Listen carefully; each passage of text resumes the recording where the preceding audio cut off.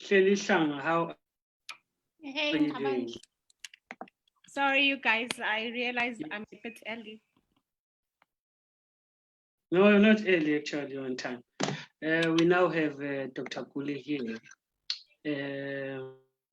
Okay, so how do I unmute all of you people so that only the important, because now Starkey will just come now. I don't trust this one. He'll just come and just show up his face from nowhere. But I guess now, yeah, but welcome. I just want to be sure that the most important person here, Dr. Kule, is okay. I'm here, I can see you, Sanbona. Oh, yes, yes. Yes, sir. How are you? Yes, Siaphila thina Dr. Kule. I have not seen you in decades. Yeah, no, our paths don't cross. That's the problem. Yes, you may not know this, but we attended. I was young. I attended the same church with you, Fairview, because we grew up almost. I grew up around Fairview, so I was pleasantly surprised to find out that you are still alive and kicking, and in South Africa, actually doing very well. Oh, thank you. Yes. No, I don't remember at all, my God. I was very young. I was very young. Maybe 4 or 5 years old, maybe 6, because I can recall a few faces from that time. Oh, okay. Yeah, nice. Yes. We'll just. I'm just confirming a few people right now, and also ensuring that we are on our other platforms, we are connected properly. So I'm just confirming that because we are also streaming on 2 other platforms. Oh yes, no, we are live on Facebook and our YouTube channel as well. But yeah, I will then remove the others and just put speakers view so that we are sure that only the speakers are able to appear on the screen. Otherwise, I will just try and mute everyone. Everyone is muted. Oh, except for Shelly. Shelly, your Canadian privileges are going off now. You were the only one who was on video and on. So I'm gonna throw off your Canadian privileges. Sure. Yes, so I'm going. The Norwegian privileges by Starkey. No, I'm also taking them off. Yes. So Shelly, I will mute you and Starkey. Okay, as the key is muted. Okay. Just a few seconds. I'm just confirming from the other. Okay, yes, no, we are fine on the other platforms as well. Thank you so much to those who came on time. We know that a lot of people will be joining in and when the discussion starts. But by way of introductions, I'd like to start by saying, obviously, my name is Mangoba Ngumalo. I'm not going to undermine the fact that some of you may know, but those who are joining us in other platforms may not know. We will I'll just recap a bit for purposes of those who may be joining us for the first time. We started these webinars focusing in the month of July, especially to the history of students. And we kind of segmented the students into 3 groups. One that operated between the period 1980 and 1989, and all the events that defined that period, from the death of our then King Sopoza II to the interregnum of the period, and then right up to 1990, when students formed resistance organization and the subsequent events that happened. So how am I unable to stop these random videos? I will try and see so that it doesn't happen again. Yeah. So we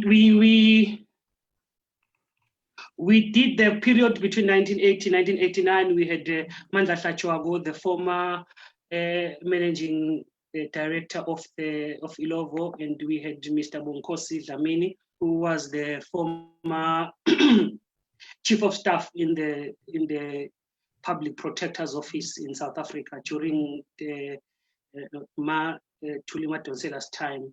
And then we also subsequently had a period of discussion between 1990 till 1999, and the events that happened then.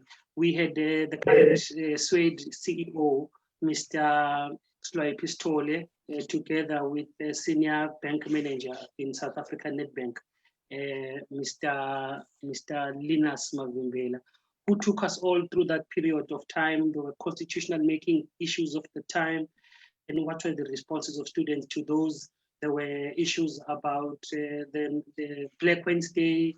There were issues of the SFTU-led strike, and we wanted to get how did those things affect students and what were students' responses right up to the hunger strike of the time, which fortunately or unfortunately, Linus Mavimbela was actively part of those, and Mr. Sloy Pistole was the then SRC chairperson. And then we then had the last batch of students that we discussed were those of the period between 2000 and 2010. And those, we had three main speakers there. We had Shabalala, who was a student activist of the early decade. We wanted to check what were the student responses to the issues of Maqecheni, the seemingly shifting in student issues or politics are kind of outside of the students' mainstream politics. And then we went on to talk about the semesterization issues, where we had Mangoba Mabuza and Mr. Moses Masilela, I think, who gave us much more bigger insight into what was going on at the university around issues of students and around their own participation in those issues. Today, we are honored because we have gone for the big guns. We are bringing a long lost friend of the progressive Swazi-oriented people, Dr. Jerry Gule, who is known to many who were young, or rather who were at the university at the time, taught in the university. I think, if I recall, I last checked, at some point he was with Total, and I don't know what could be the current position now. But we are really honored. For me personally, I am happy because the last time I saw him, I was a toddler. That's why he can even remember me. I was a toddler. We went to the same church, but my church split up at the time. I don't know what were the issues. I'm hoping to write a book one day, and then suddenly I couldn't see so many people we grew up with at the Evangelical FAVU. And then we are also having Mr. Muzi Masugu, who is the Osisa manager, who I have a very fond memory of the first time that I ever had someone talk about the Constitution. It was a light bulb moment for me. I kind of had to understand the Constitution differently. It was at the time of 2005, 2006. I was working for the Times of Swaziland at the time, and we had a lot of interest around how to interpret this new constitutional dispensation that was coming in here at the country. But also the document itself had been subject of a lot of polarizing debates, both within the more conservative Swazis and with the progressives, progressively minded Swazis. But more than that, we knew that there were people who had been involved in the constitutional making process from the conservative, that is the government side, to the, what I would call the progressively minded Swazis.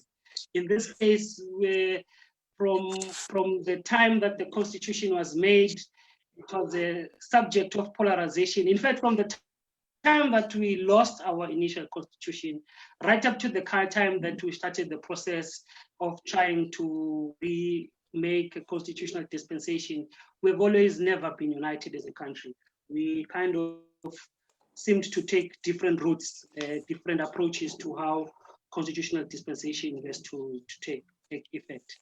So I will start by Mr. Masugu and Mr. Kule, Dr. Kule, just by way of introduction and greetings.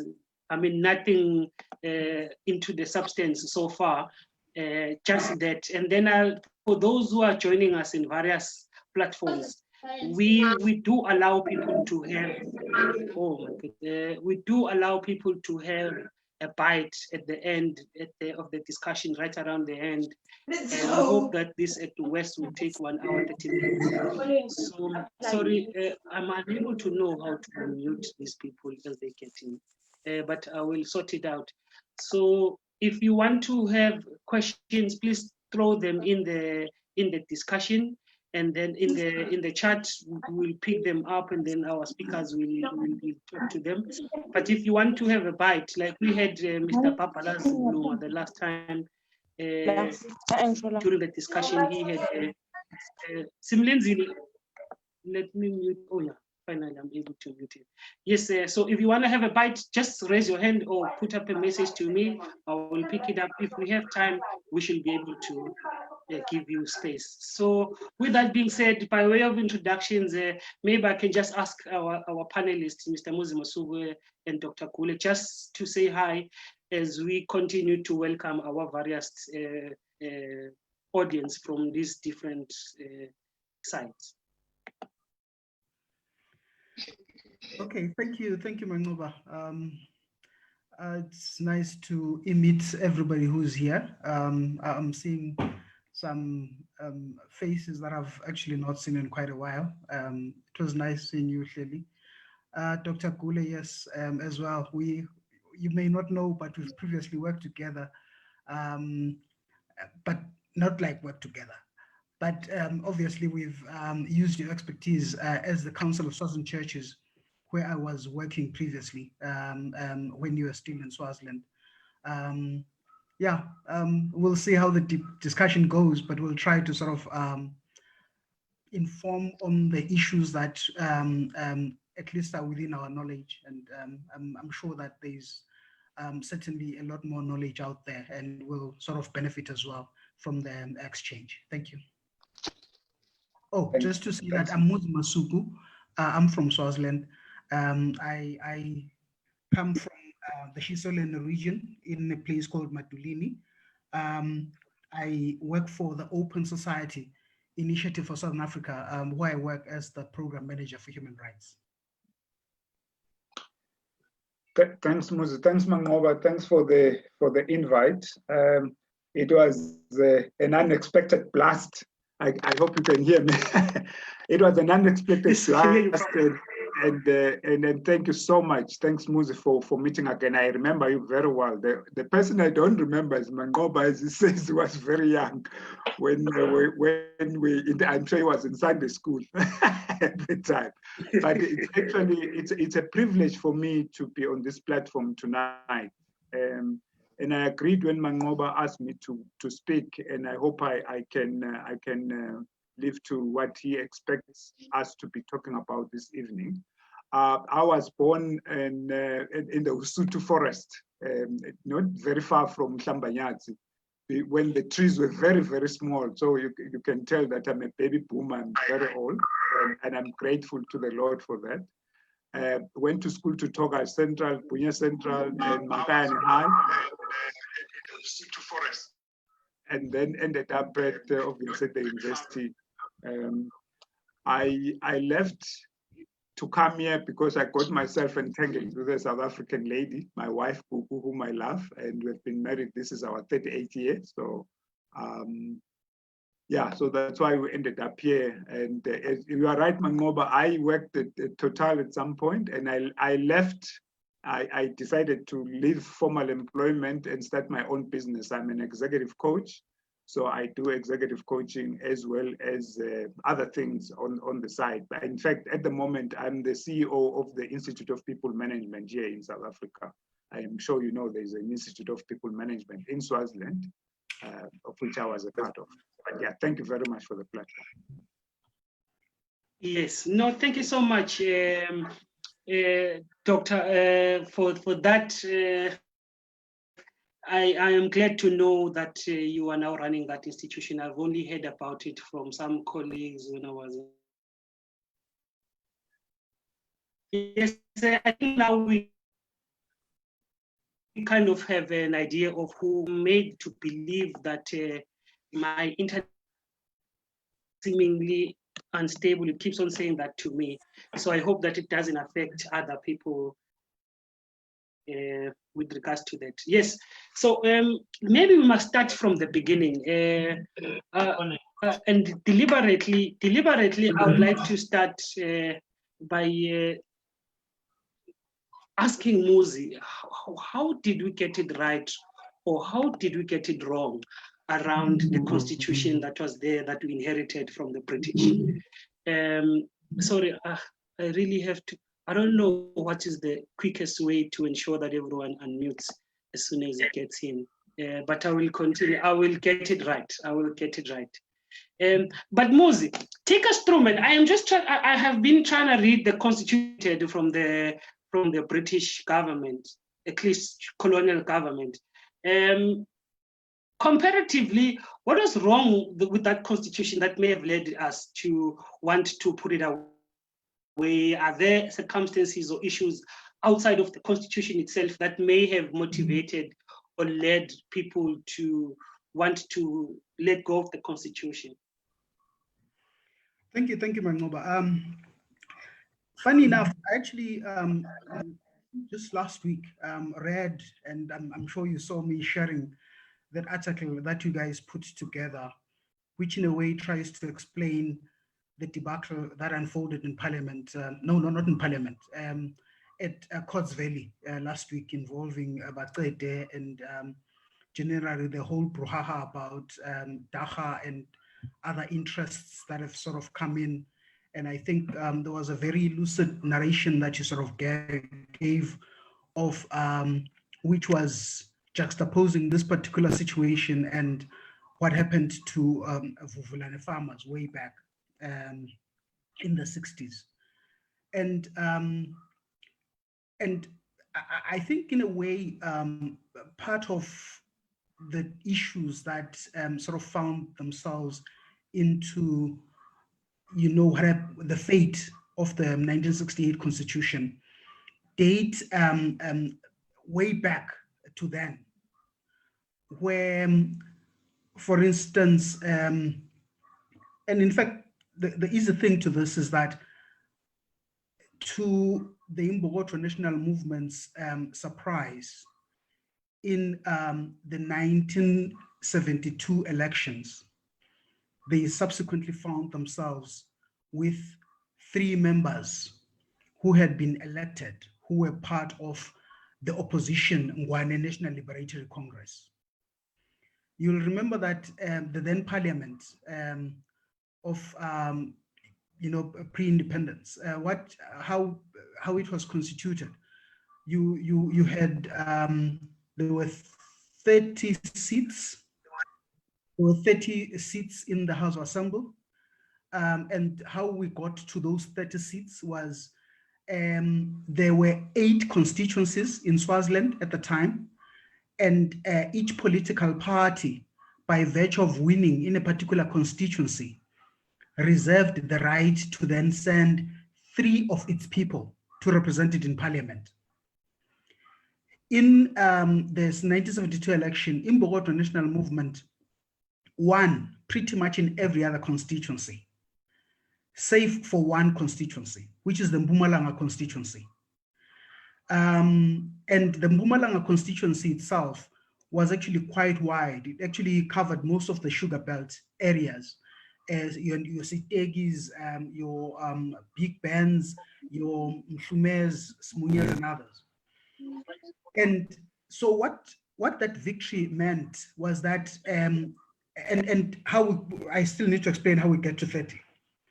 Once the 24 had been elected through the 333 coming from the 8 constituencies, the king then reserved the right to then appoint an additional 6. And in appointing the additional 6, obviously, he was enjoined in terms of the constitution to exercise that right of his by not denying the party that was already commanding majority support in the House. Once the House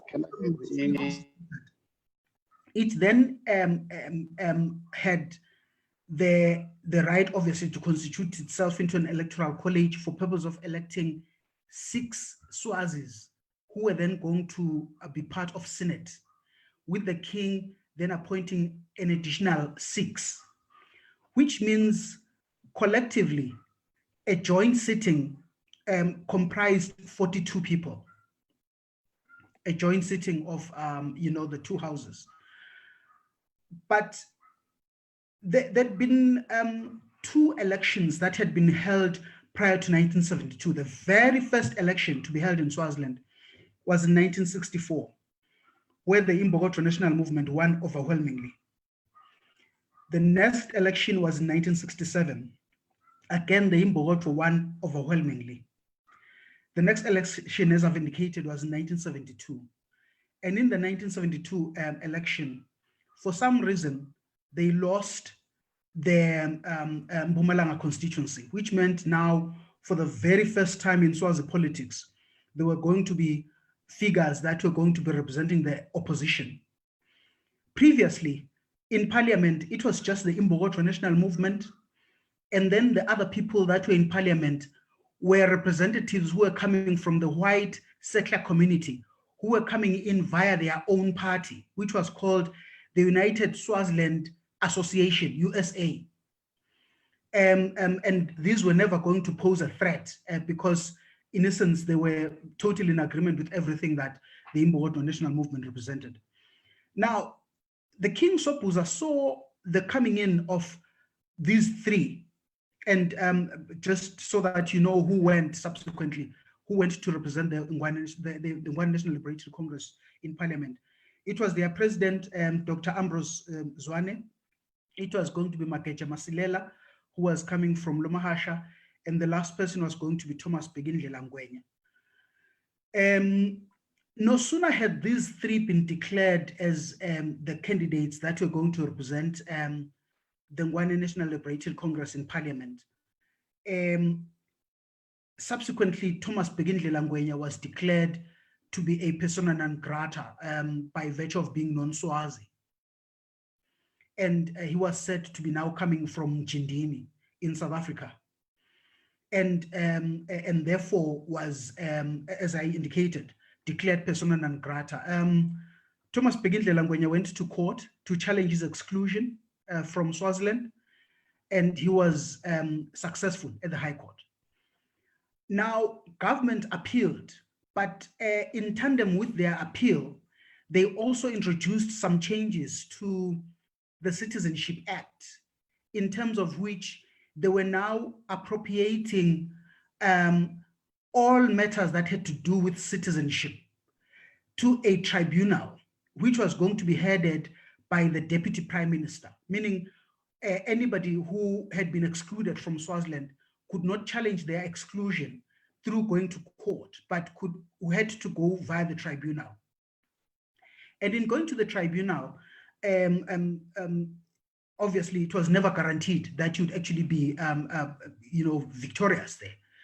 So when Thomas Begindlela Ngwenya went to court, purportedly on, the appeal never had to be entertained, because Thomas Begindlela went back to court, but now going to court to challenge what he says was a usurping of powers that belonged to the courts and those powers were now being appropriated to the executive. They were now taking powers that ordinarily should be exercised by the courts, that of determining issues of citizenship with finality, and now taking them and appropriating them to a structure that is within the executive. And the courts ruled in his favor. The courts ruled in Thomas Begindlela Ngwenya's favor, and exactly 2 weeks after that victory in court by Thomas Begindlela Ngwenya, it was the 12th of April, 1973.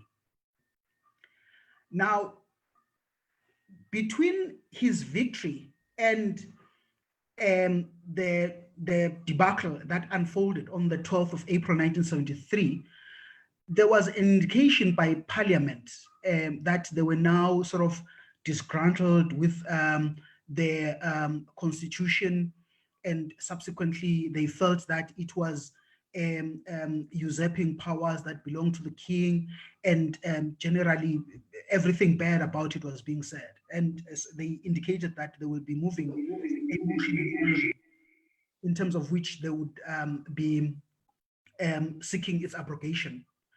You will know that the constitution itself had mechanisms of how you can't change certain clauses. I mean, you know that in any country, you can't just overnight go and change a constitution through a mere majority that you obtain in parliament. In order for you to change a constitution, there's a lot of things that have to happen, because certain clauses in constitutions are said to be specially entrenched. And for those clauses that are specially entrenched, you need to obtain certain types of majorities. And I think in our case, in the 1968 Constitution, you had to obtain a 2/3 majority. And then additionally, you then had to then go to and have a referendum conducted, in terms of which, you know, the validation had to be obtained from the citizens. That never happened.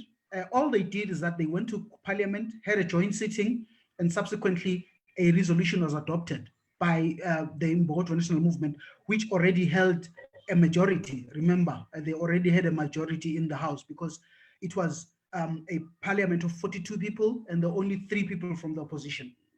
But nonetheless, the 3 people were enough for them to get angry. As you know, that on the 12th of April, they then single file, after adopting that resolution, they then marched, led by the then Prime Minister Prince Makosini. They marched to Lobamba, and upon getting there, the king had convened the nation who were meeting outside the cattle buyer at Lobamba. Subsequently, they delivered to the king that resolution that they had adopted in Parliament, and the king immediately withdrew from, we were told it was a cold day, so he had a shawl over his shoulders. So he withdrew from underneath his shawl what is now the infamous 1973 proclamation to the nation. And in terms of that proclamation, he was appropriating to himself all judicial, executive, and legislative power. He was also banning all political parties or groups that excite interest of that nature. He was also, for that, promulgating. He was also promulgating the National Army. He was also introducing. So I think I will kill all black people. Fuck niggers. Fuck nigga. Fuck niggas. Fuck. Hey Jerry, Muslim, your nigga. Adzi, nigga, adzi. I think we've been hacked. So I am you fucking bitch. Shut up, man, Koba, you trans nigga. sorry, Moses, we have been hacked. Yes, so we may need to. We are not being hacked. Your mother, her pussy is hacked. No, why do you look like a black egg? Your mother, her pussy is open right now. You know why? Because I hacked it, okay? You know what I'm gonna do next? Oh, sorry, Moses, we were hacked. I think someone just got in and hacked in, so I need to ensure that I've removed the person. So yeah, I think sorry, I got distracted while trying to sort out this issue of this person. So can you please come back? Someone just, I think some virus or something that just got in and hacked us. But yeah, I hope that I can still find Guys, listen very close. I'm gonna be honest. We're having a nigga moment here, man. Fucking nigga, shut up! You do not know about security issues. If you want no one to join, then lock your fucking meeting. Honestly, who the fuck are you? Wow. Wow. I don't even know what is this now.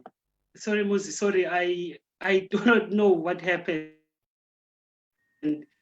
I'm trying to remove all of these bots that may have gotten. So if you allow me, I think now I've kind of removed all of these bots that may have gotten in. So my apologies to everyone for that. We will continue in a while. Yes, I think we are kind of sorted, I hope, and I will be very careful to ensure that we don't have any of these more bots. Sorry, Muzi, can you please continue? I've also asked someone else to kind of ensure that we don't have all of these bots coming in. Okay, thanks. Then the proclamation itself had sort of different decrees, and the decree, obviously, one of the most telling ones was the fact that from then on, any person that was deemed to be, somebody that the authorities didn't quite like, could be detained for a 60-day detention period, which was renewable. And the state was never under any obligation to produce them in court or have them tried. And there's a raft of other things, obviously, that happened. From then on, the king could make law, and his lawmaking powers were the most supreme. He could make decrees. Parliament was also being abrogated, and now lawmaking was now appropriated to the king sitting with his cabinet. And the laws they made, they were known as orders in council. But as I indicated, the most supreme form of lawmaking was reserved for the king, where he alone could make law, and those were known as decrees. This is the situation upon which everything has subsequently been founded, because you remember that since then there have been various experiments that have been tried, I guess in a way to sort of try and ameliorate the effects of the proclamation. It started with 1978 when we had the Tinkundla now as a system being introduced. And I guess you obviously know that in its introduction, in essence, what Tinkundla as an electoral process meant was that there was a promulgation of about 40 different voting centers, and people didn't need to register to go and vote. All they needed to do was that on election day, everybody could pitch on all the 40 different centers. And when they got there, they would find some predetermined candidates already sitting on elevated platforms, and your indication that you're voting for any of the candidates that were there was to walk past the platform that contained your favored candidate. And they were Sorry, Muzi. There. Are you suggesting that the initial elections, there was not secret ballot?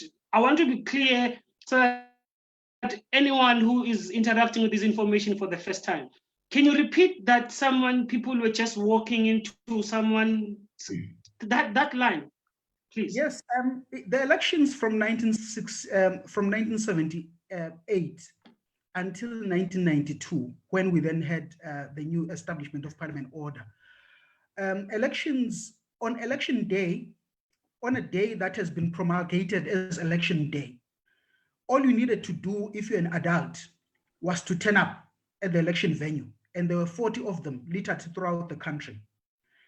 And on getting there, you would find people already that would have been pre-selected who would be sitting on elevated platforms. and your indication that you are voting for any one of them without any form of secrecy was to then walk past the person that you liked. And there were counting officers the other side who then count. The person with the highest and the person with the second highest number of people who walked past their pedestal were deemed winners. But even those were not going to parliament. The 80 that were coming from the different constituencies, they were going to constitute what was going to be known as an electoral college, meaning they would be on a given day, they will all convene into one room. And in that room, there would already be on the wall some candidates that would have been identified, pre-identified for them. And the 80 then needed to go and make their selection a mark next to whoever they thought was ideal for their own purposes. And from that process, then we were able to get our 40 members of parliament. So everything was already predetermined until obviously there were changes which happened in 1992. And in the changes that came about in 1992, via that establishment of parliament order, we now could, we had 55 constituencies. The 55 constituencies obviously had... Just on that, Susie, just on that, you say that, I want you to also go with me here. Now, all this time, 1973 up until 1990, it's more or less ran like a political scam, if I were to put it like that. But this one point I want to understand, what's the response of Swazis then? Because you are suggesting to me that as soon as the constitution was abrogated in 1973, there is this new system of electing people that comes in 1978, and the subsequent events and the way that it was now going to deal with issues of elections. But what I now want to find out, what's the reaction of Swazis? How are Swazis reacting to all of this? In 1973, when the constitution was abrogated, one of the first people to be taken in and arrested under the 60-day detention without trial order, it was the leader of the opposition, Dr. Ambrose Zwane, who was arrested, and upon the expiration of the 60 days, it was renewed. I think it was renewed a couple of times.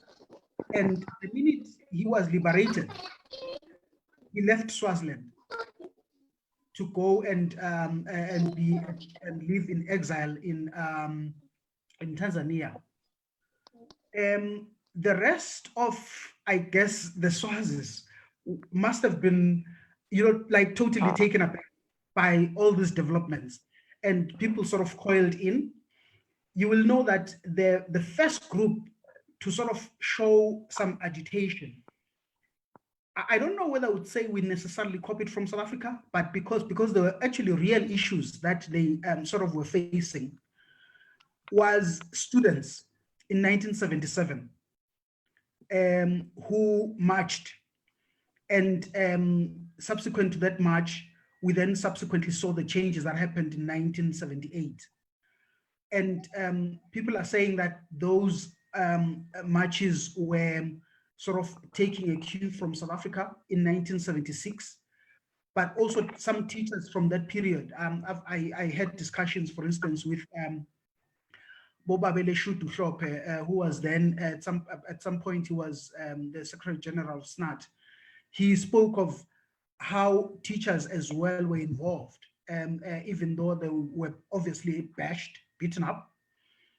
Then you will recall that in the early 80s, students from the university took over the baton. Shortly after Swaziland died, there was running protests, particularly by students who ostensibly were agitating because of the removal of the then regent, Queen Zeliwe Shongwe. And as a consequence, I guess as a direct consequence of the student activism, we saw the People's United Democratic Movement that is Pudemo, being formed in 1983. And you know that from that period, there was quite a lot of people being arrested for treason, under the 60-day detention without trial, for sedition. Quite a lot of people were arrested around that period. Those obviously, most of those arrests were drowned out by the fact that the system itself then started fighting with itself. You'll remember that there was also arrests of those who were seen to have led, for instance, the dethronement of Queen Zaliwe, and which in a way crowded out the issues around the activism that was actually happening. In the late 80s, early 90s, workers took over activism. In fact, workers are credited for the changes that we subsequently saw in 1992. Massive protests. I think the ones that became popular were the stairways, where even the electricity sector was affected, water was affected, telephones were affected, massive shutdowns, which in a way sort of led to some of the changes that we registered, like in 1992. So I wouldn't say that Swazis were quiet.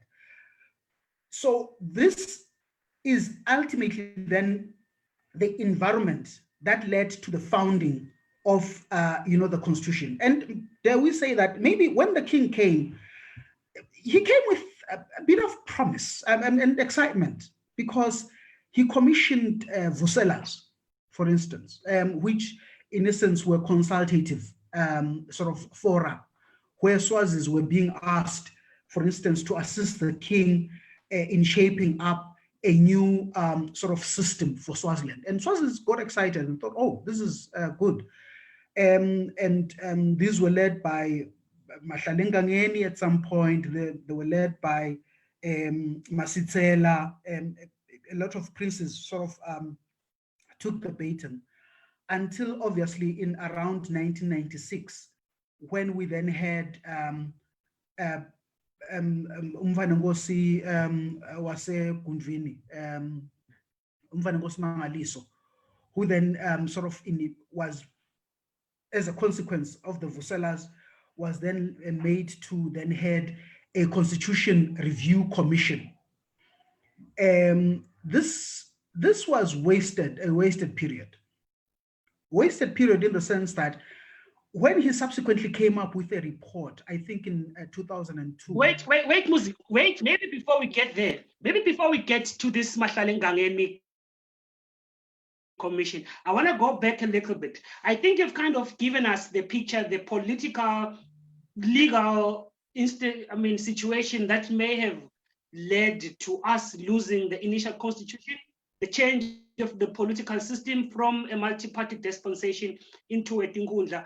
But we're still operating under those conditions of there's no constitution, we're ruled by decrees, there's that state of emergency. Yeah. Before we get into these different vuselas that the king commissions, I want to bring in Dr. Gule here, because Dr. Gule was one of, when I was reading, was one of the critical thinkers of the time, the university. In fact, if I remember very well, he had a very close bond with the late Dr. Joshua Mzizi, and whose soul must rest in peace. I want to come in because before we get to these commissions, he is, together with Mr. Mazia, Mandla Hlachwago, Mario Masugu, and many others, are kind of thought to be the brains that must give us this constitution.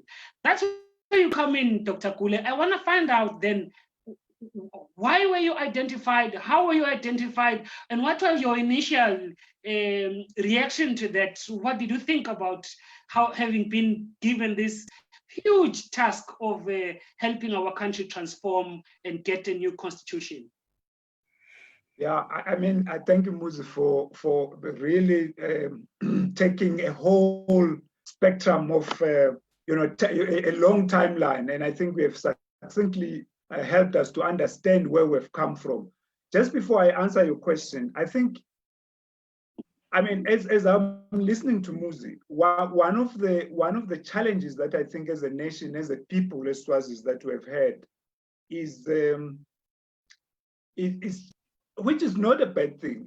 We are a rural people, we are a traditional people, but that in a sense has also been our downfall. I mean, when Muzi points out how the constitution actually, which had a clause of how to amend it, how that the Swazis in parliament then decided, you know what, we don't want this, and we're not going to follow the rules, and didn't even give this thing an opportunity to develop.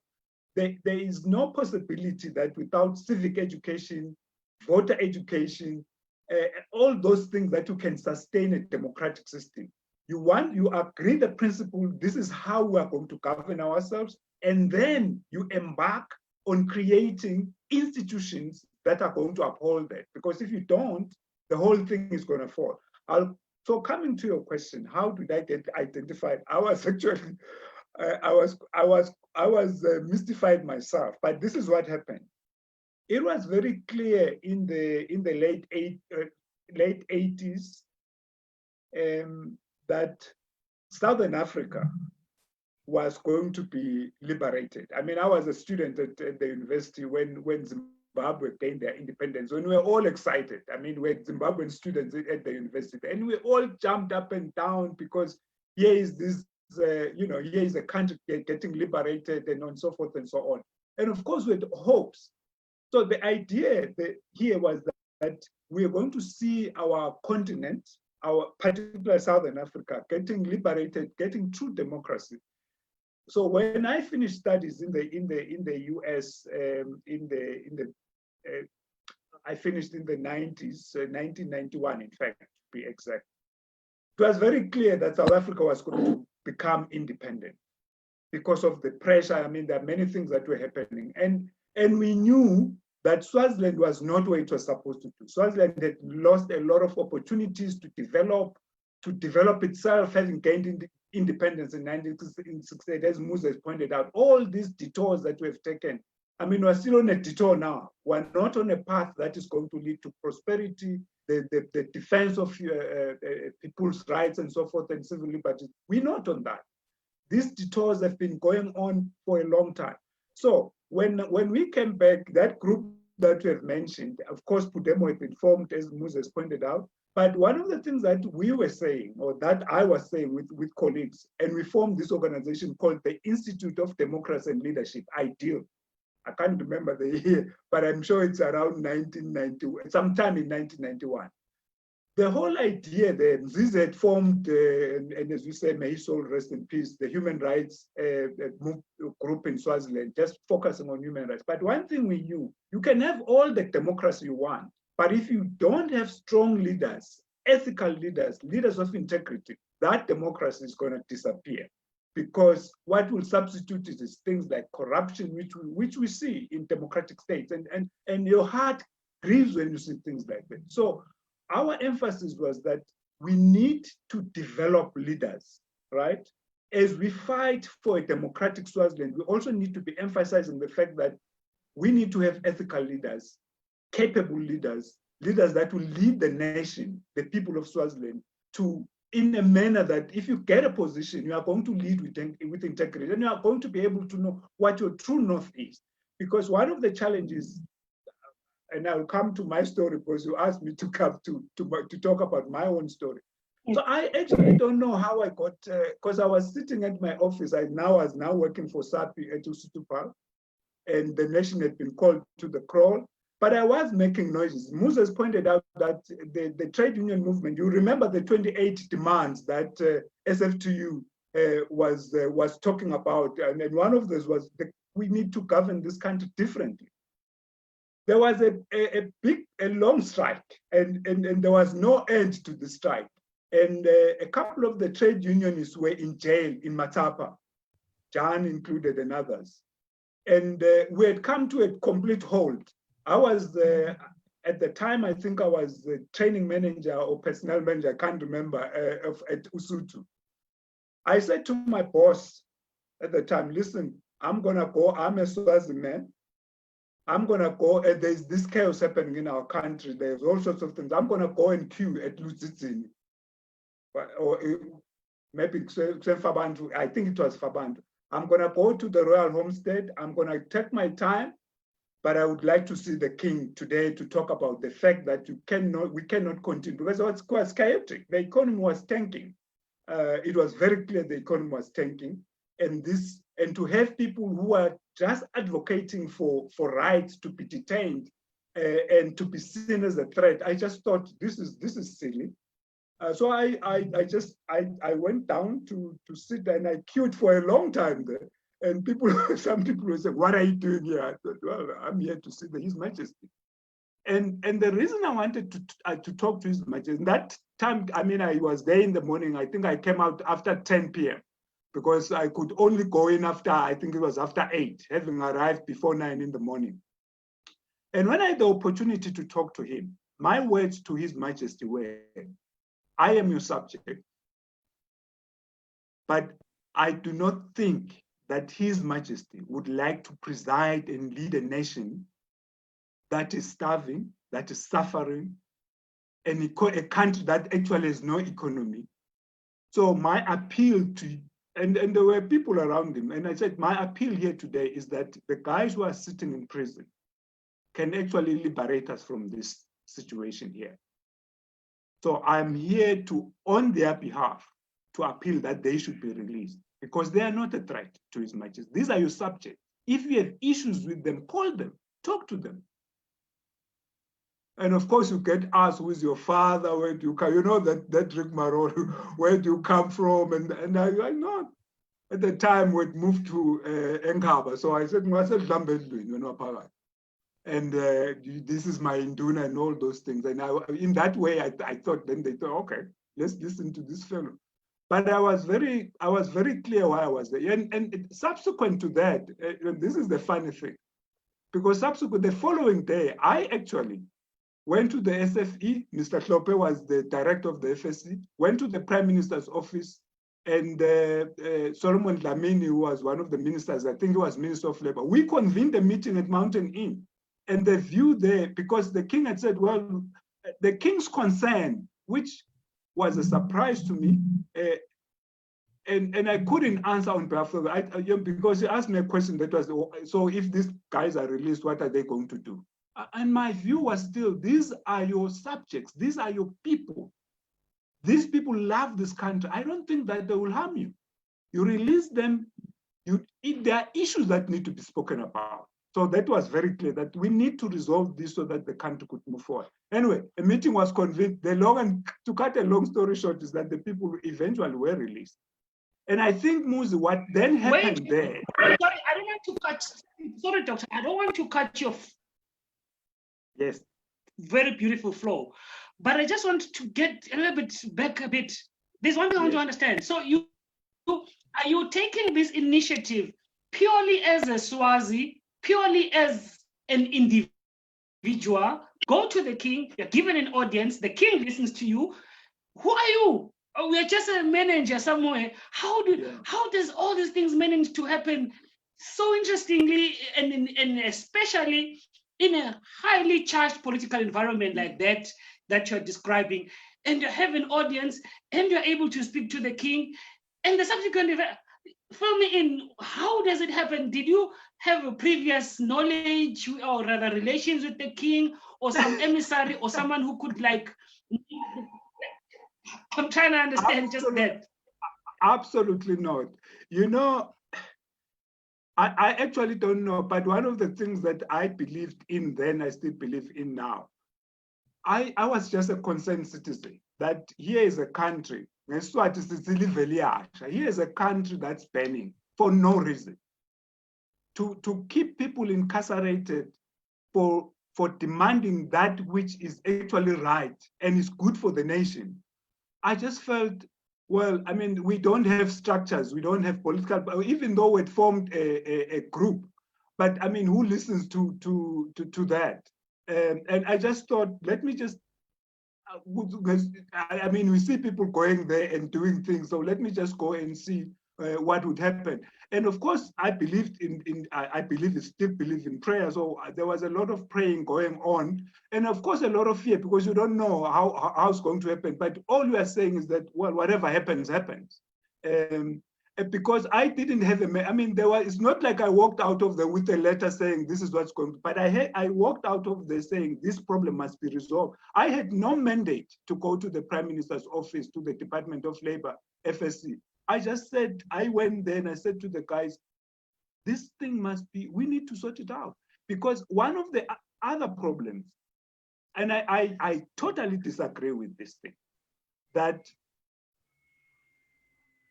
there is one person who has all the brains to solve all the country's problems. I don't think that is the case. And in as much as you have a king as a leader, which is fine, you can have a king as a leader, but you need brains, the country's brains. And for me, one of the disappointing things is that we don't even believe in our own talent as a people. I mean, we send people to school, we pay, there was a time when government was paying scholarships, but we don't use the human resources that we have. It makes no sense.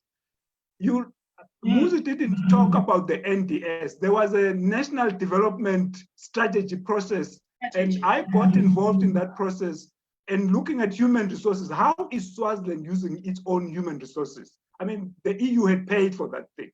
But when it came to, you need to actually change the way you govern, because in the end, that's the problem. The problem of Swaziland, even today, is how we govern. Unless we sort out the rules, how we govern, I think the problems are not going to go away. So you are able to convene this group. This, I mean, is very courageous, and I will have to give it up to you for that. You go to the Prime Minister, you go to the Labour office, you go and purely not like your brother, your sister, someone was, arrested, so you had personally affected. So you do this country duty, if I were to call it, and you manage to convince these people. Take us through now, how does that then register to the authorities that, oh, this is an interesting name to consider in future appointments of whatever form and shape? And so I would imagine that you said earlier that then there was some kind of a meeting at Lutsitsini. I would imagine that people were released and whatever. I want to zoom in on the time that you were literally told that you are now going to be part of this constitution. How does it, in fact, the whole thing about agreeing to this constitution drafting process and whatever, how did it come about? And why your name? Of course, we hear what you said now, but why you? Why not me? Why not my mother, my brother? Exactly. And it also points to the confusion that there is usually no criteria for selecting people to high office. There is no objective criteria. Because I was surprised. I was at work actually when this thing happened. In the evening, I go back to my house and I'm told your name has been mentioned at the Royal Crawl and you are now you are part of the commission. And I said, who else is there? And Gonzo was there, Mazia was there, and Mario was there, Mandla, as pointed out. But the thing was loaded with other people, as you would know. So I had a big decision to make, right? A big decision in the sense that you want the change to happen, right? You have been advocating for democracy and good leadership. So there was a big debate. I mean, I had an internal debate in myself with the family, with my friends, with Ideal, my organization. So with some of my colleagues and saying at the university and saying, what do you do now? In the end, the decision was, okay. Mario said from the get-go he's not going to be party to this. Mine like the same thing. So and so it was really difficult, but I decided to give it a go. I said, okay, I'm not representing anybody, but let's see if you can get inside and see if you can change some of the things that, influence the thinking. Because I mean, in my heart, one of the things that I'm a Democrat at heart. You want people to be involved, you want full participation, not token participation, full engagement with the process. That was my desire. So I said, okay, we'll give it a go. And we were divided, I must say. Even within the family, we were divided. My colleagues were divided. People thought this was, I was called a person with a banana backbone. Why should you do this? But I decided I'm going to give it a go. And to cut a long story short, Muzi, is that I was part of the process at the beginning, and out of frustration, right, I then decided this thing is actually not going anywhere. I resigned. Wait, Right? So I wait, that's the bombshell. So did you have meetings where you were saying something and you felt you were being stonewalled? Were there the committee members? Did you not agree on the terms of reference? Did you meet the king? Did you envision what was going to happen? And then decided at this point, I'm going to leave. What triggered this leaving? What were the things that may have been inside that may have led you to say, look, I'm pulling out? Yeah. So there were a number of things. I mean, the one thing that I did not agree with. By the way, I got elected by this body to be the vice chair to the prince, who was then the chairperson of the CRC at the time. Because one of the things that was not happening, this thing was not organized, and I mean I did management. One of the things that you need to organize, doing a constitutional review is both a political and a technical issue, right? It's not just writing a constitution is a technical matter. So you need to understand what you are doing. You need to follow a process. So it took us a long time just to get the thing set up.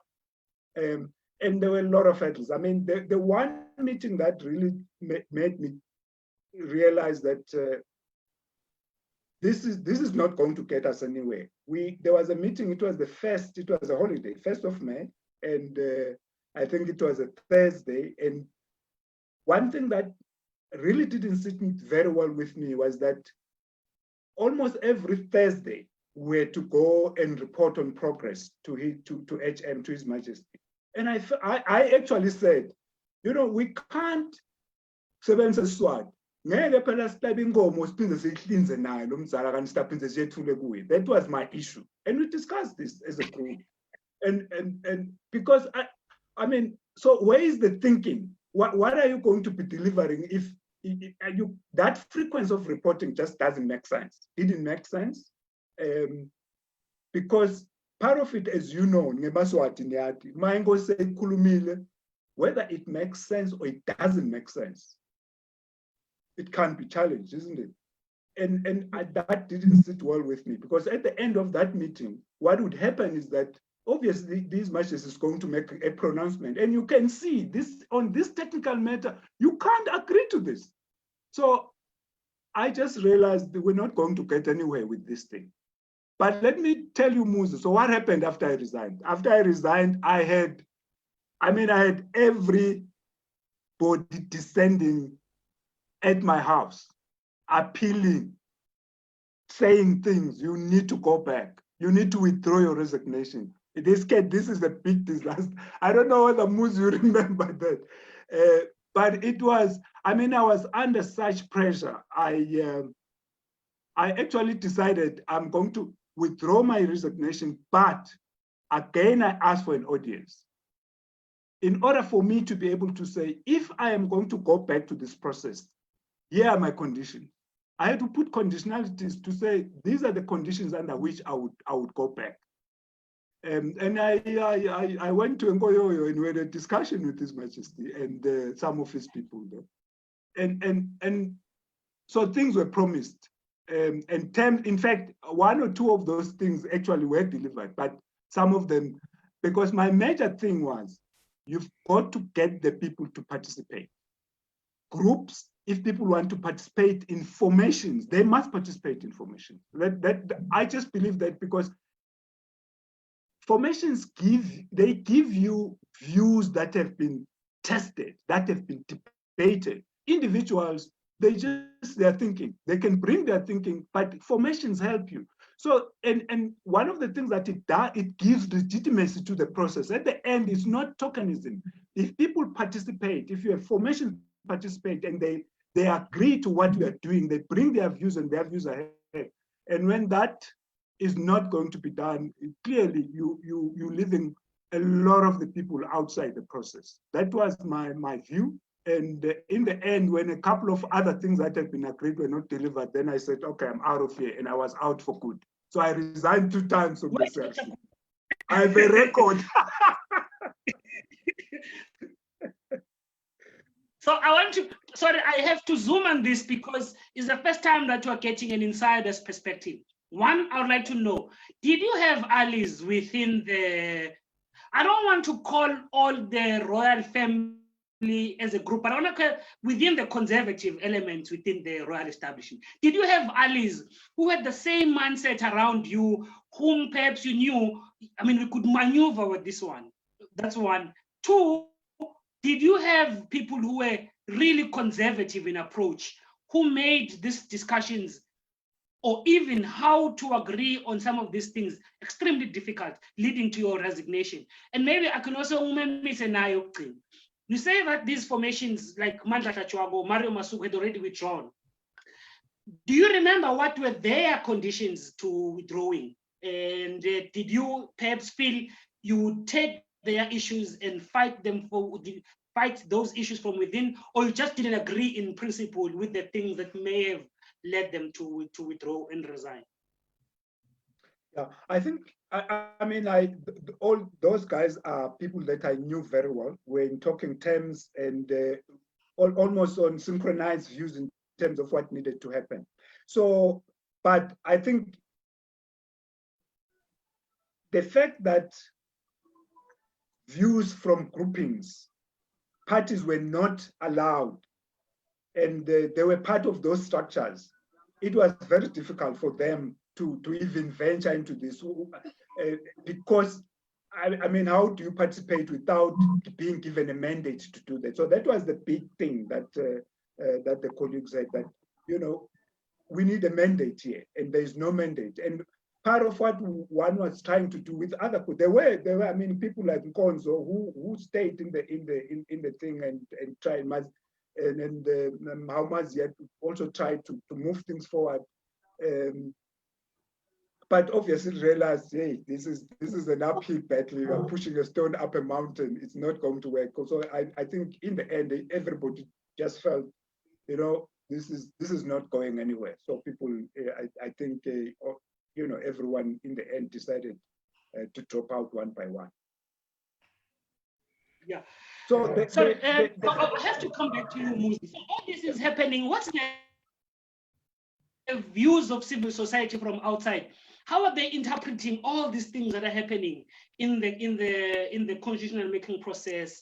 Is there hope that you can, before I cut you, you were suggesting that the very idea of a constitutional review commission was kind of welcomed as a king trying to reform this system that he had been bequeathed by his father. But how is civil society, therefore, reacting to all of this? The resignations, people are coming out, people are kind of feeling that this is just a scam, or at least there is no hope about it. How is civil society moving in, or perhaps even maybe you could also add, what are the conditionalities that people in the labor movement, for example, wanted? Because I remember that people like Ngomi Ayona, people like Themba Msibi, they were coming from the labor movement, and they participated to a large extent. Ongomero was not from the labor. I'm sorry, I shouldn't address him in borrowed counts. You know, Mangoba, thanks, Doctor, for the insider sort of perspective. You know, obviously there was bound to be excitement about, first of all, an attempt to try and ameliorate the effects of the King's proclamation to the nation, because its impacts were just massive. Besides just bringing these elements of docility within the Swazi society, and basically criminalizing everything and anything that, you know, represented any form of expression, you know, association. Because remember, trade unions were also banned. Besides, political parties were banned, groupings of people above 10 needed to obtain permission. The police subsequently had a very massive sort of influence in how things were sort of supposed to happen. You're supposed to obtain permission from them for anything that you're supposed to do. So anything that was going to sort of change that was obviously going to be welcome. But in fact, there was quite a lot of investment from civil society, at least, in trying to, work and assist communities to be ready for this exercise. I remember Tulani Maseko and them, they tried to go around following the constitution making exercise with the view of trying to assist communities to say the right things. Why assist the community to say the right things? The early 2000s represented a period wherein Swazis for the past 30 or so years didn't know what political parties were, because political parties had been bastardized.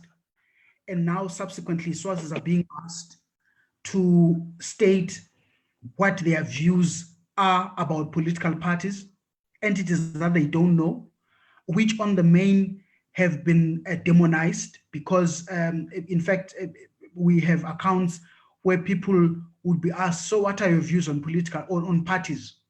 That's the question apparently, what are views on parties? And people would ask, what are parties? Are parties these things that I hold for my children when they are growing, like every year? People didn't know parties.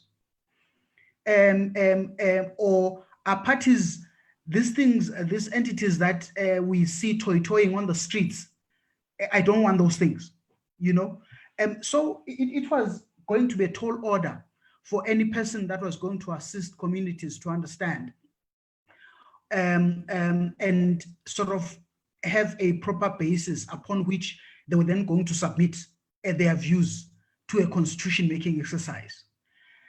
The biggest pity with the Mangaliso sort of led sort of process was that there was never any civic education that sort of foregrounded the collection of views from Swazis, so that Swazis could be assisted to understand that when we are going to come to you and you are going to be talking to us, you are going to be talking to us on these issues. So prepare yourselves and create some form of understanding on these issues so that you can make some legible sort of contributions to the process. And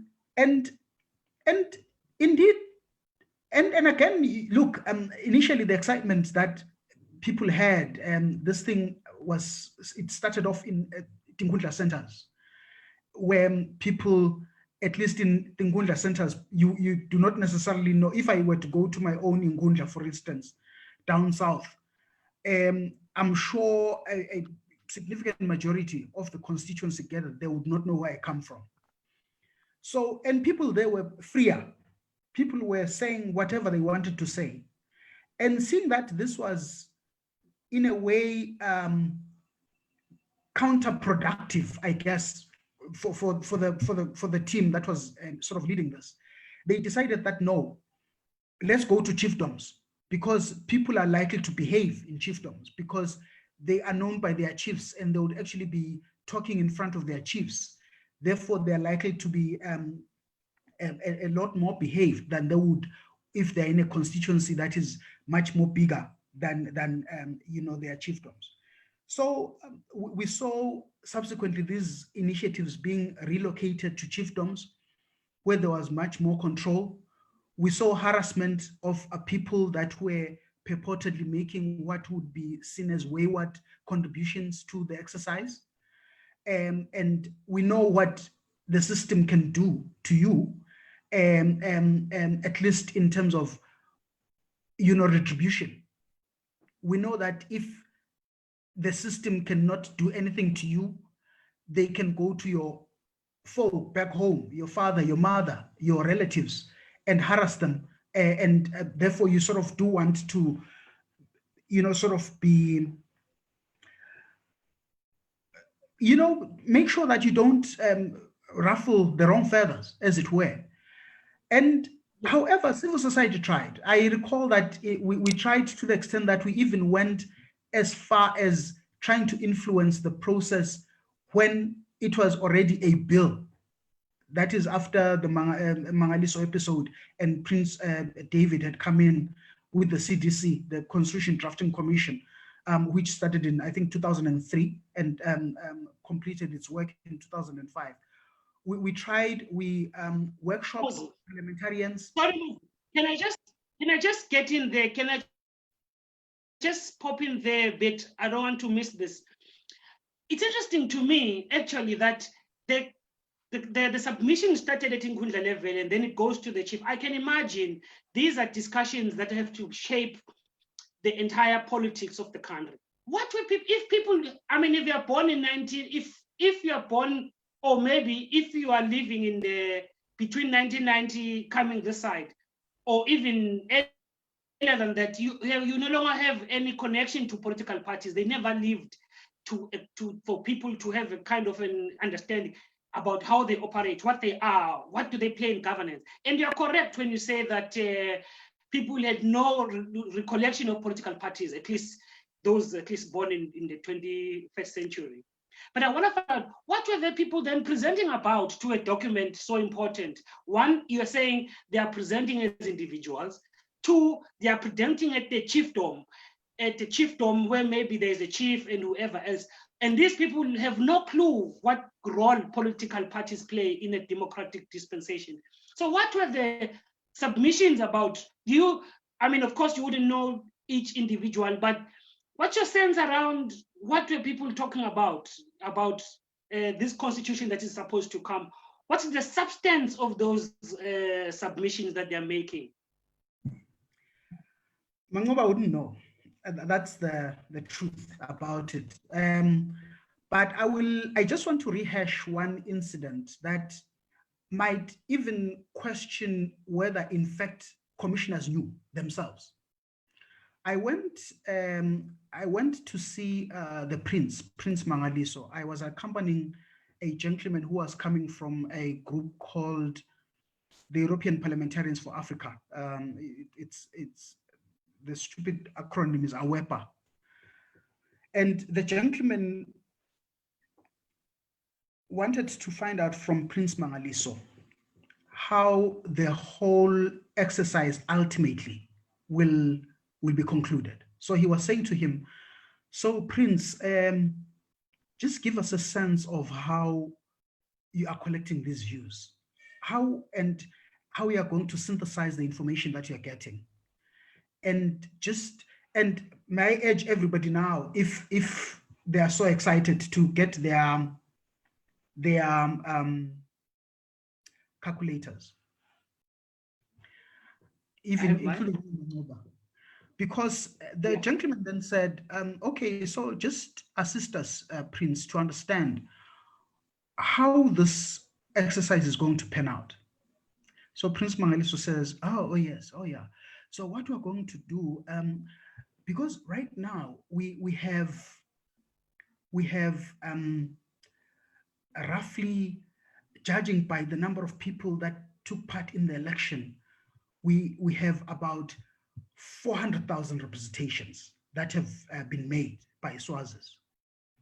Oh, okay, that much. So this guy says, oh, we have that much. Oh, that's quite significant. But so how are you going to synthesize this?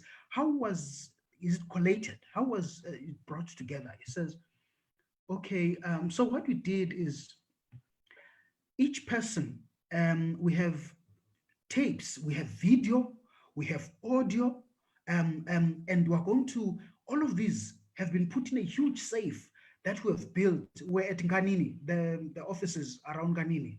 We've built a big safe in that building, that new building around Nganini, where I think now it's housing the elections team, that huge, nice building there. So we have a huge safe there. So what we're going to do is that as a team, we're going to sit together, listen to all the tapes, both audio and visual, and we're going to listen to everything that has been said. So this guy says, so roughly, how long did each person who made representations, how long did they take? Oh yeah, they took about 30 minutes, each person. So this guy says, oh, so you have 400,000 people that spoke, and each one of them was speaking for 30 minutes. And you're saying that you are all collectively as a team going to sit down and listen to this, both audio and then visual. So this guy started counting. So let's count. And I'm hoping that people are doing that. 400,000 by 30 minutes. So how many minutes does that make? What you may want to do is convert that into hours. And then convert that into days and years. So the guy says, so Prince, does this mean that you are going to take, I think it came to about 30 years. So you're going to take about 30 years of no sleeping, no eating, no nothing, and just listening to these tapes. And then from that, you are then going to synthesize the information and get to know how many Swazis want political parties, how many Swazis don't want political parties, how many Swazis, you know, that synthesizing, that is actually going to happen. So it was only then that the prince realized that he has actually painted himself into a corner. He said, no, don't do that. Don't act like that. So what I'm trying to say was that it was obviously going to be difficult to sort of try and do things in the manner that they actually anticipated they're going to do. Which is why it makes sense what Dr. Gule said, that if you're going to be receiving representations that are coming from groups, and the group come and says, us as Pudemo, we want political parties, we want this, we want that, at least you are able to attribute this particular view to a collective. If SNAT comes to you and says, us as teachers want this, want that, you are able to then attribute that to about 12,000 members that we know SNAT has. If group so and so comes. So it was chaotic in the sense that you can't, because obviously what the prince was saying was a big lie. There's no way you can sit down and synthesize the presentations of 400,000 people. First of all, he didn't even know how many people came to speak to him. The views, the number of views they collected in the 7 years they were doing their work. And then also, it was a lie that they're going to then sit down and synthesize that information. So what that means is that ultimately, what they gave us, which was, I wish people could lay their hands on that report. And in fact, I suspect that if they sort of had it their way, they must have tried to get it from whoever might have actually had it, because it was an embarrassing report, thoroughly embarrassing, that report that they eventually and in fact, it gave David nothing with which to proceed to then draft a constitution. David had to then do his own spade work so that he could eventually have something to give us in 2005. And which then, when David eventually gave us what he gave us, the excitement from all of us was going to be, and it was natural. We're then going to, as Swazis, compare what David has given us with the proclamation to the nation of 1973. We're going to see, for instance, so what has David done to undo what Sopuza did when he appropriated judicial, executive, and legislative power to himself? Now we're looking at Mswati, the king. How much influence does he have on the executive? Wow, by the positive influence does he have in the judiciary? Just exactly the, but that's where, sorry Moses, but I think that's where you go to your element best when you now talk about that exact part.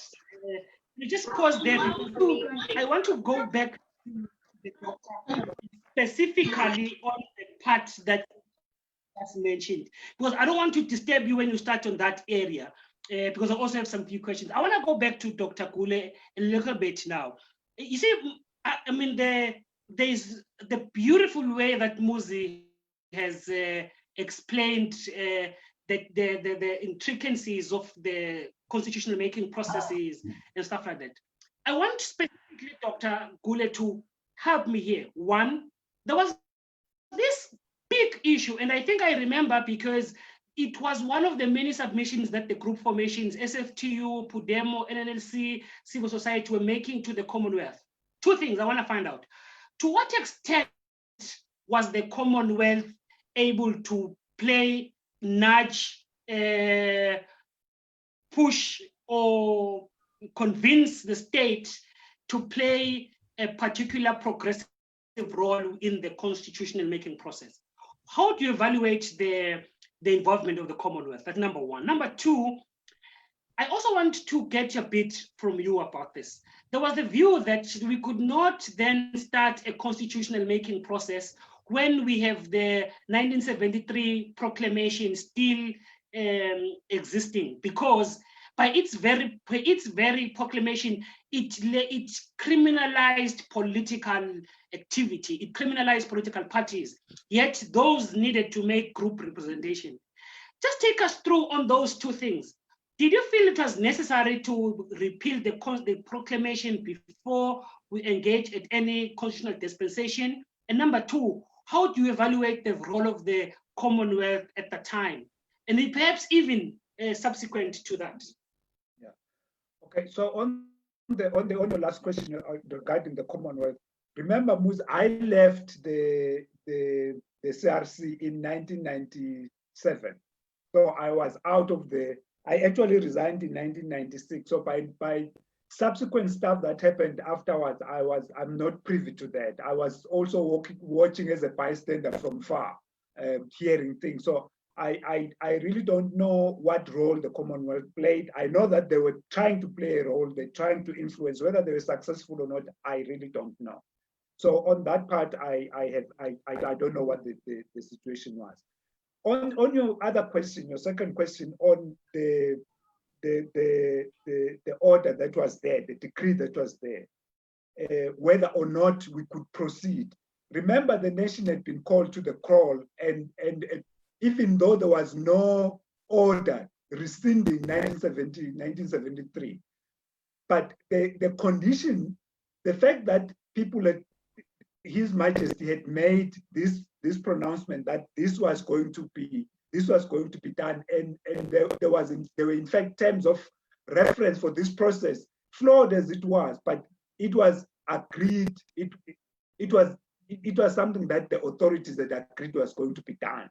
So on the basis of that, I think, and in the hope that this was going to bring something new, because if you are going to craft a new constitution, that constitution has to be accepted. So part of the hope was that you are going to follow a process that ultimately will enable that document to create a new dispensation, which is why I think Moses says that you want to compare what's different between 1973 document and the new document. So we're all living in hope that something new would happen, and that would take that 1973 debacle out of the way. But of course, we now know what happened there. So I'm just receiving, someone sends me a message on WhatsApp. He wants to find out, apparently you were one of his students, or rather, you're one of his lecturers at the university, and he's asking me to in fact, the words she uses is that Dr. Gule was one of the most vocal, courageous people of our time. But I want to find out, having withdrawn from this constitution-making process, and it unfolds without your influence and without anything, how then was the view from the state? Because it feels like you're defying the king. So how do you did you feel a sense of feeling that you were being treated as someone who's a betrayer, you have delegitimized the process, that kind of thing? And did it affect your work environment in any way or shape or form? I wouldn't say so, because I mean, after what happened there is that my wife, who had grown up in Swaziland and had come to Swaziland as a refugee, but young, of course, at that time, and grew up there. And unfortunately, the system was, because she was also a lecturer at the university, but she had done everything to get herself promoted. But I think when the system doesn't like you, it didn't like her. So she was making absolutely no progress. She was just remaining a lecturer, yet she had all the accolades of getting promoted. So she basically, as the family, felt, listen, this is not going to work for you. And she left us there with the boys and found a job this side. And I wasn't concerned really about myself as to what will happen. As you know, Musa, I'm a very spiritual person. One thing I know is that when my life is not my life, right? When it's time for my life to be extinguished, it will be extinguished, not because someone wants to, because the days set for it have come. So I was really not concerned about what happens to me. Of course, you think about it because you hear as Musa, and we have seen examples of these things happening. But I wasn't overly concerned really about that. In fact, when the former President Beki was inaugurated, and the king was here, and we met him. And of course, one of the discussions, one of the shocking things, because we're invited all to go to the embassy, and we went. We said we'll go. What was said for me, Muzi and colleagues, was to see how many Swazis. I was actually quite embarrassed to see how many Swazis were here or are here in South Africa, and that sank my heart, because I just felt, yeah, this is not good. So that was one thing. I mean, in those meetings, in those encounters with, I didn't feel, I'm a patriot. I put Swaziland first in everything that I try to put my best foot forward, but not, I don't keep quiet about the things that I think need to be when I have an opportunity. But one of the things that I say is that there are many of us who have views. You play your role, and I thought I'd done my part, and other people would do their part. I subsequently, in the roles that I was playing, I was now involved in entrepreneurship stuff, in promoting entrepreneurship in Swaziland through the company that I worked for. And you just try to make a contribution to make a difference in people's lives. And in fact, when in one of these occasions at the Royal Swazi Spa, the king happened to be there, and I was there.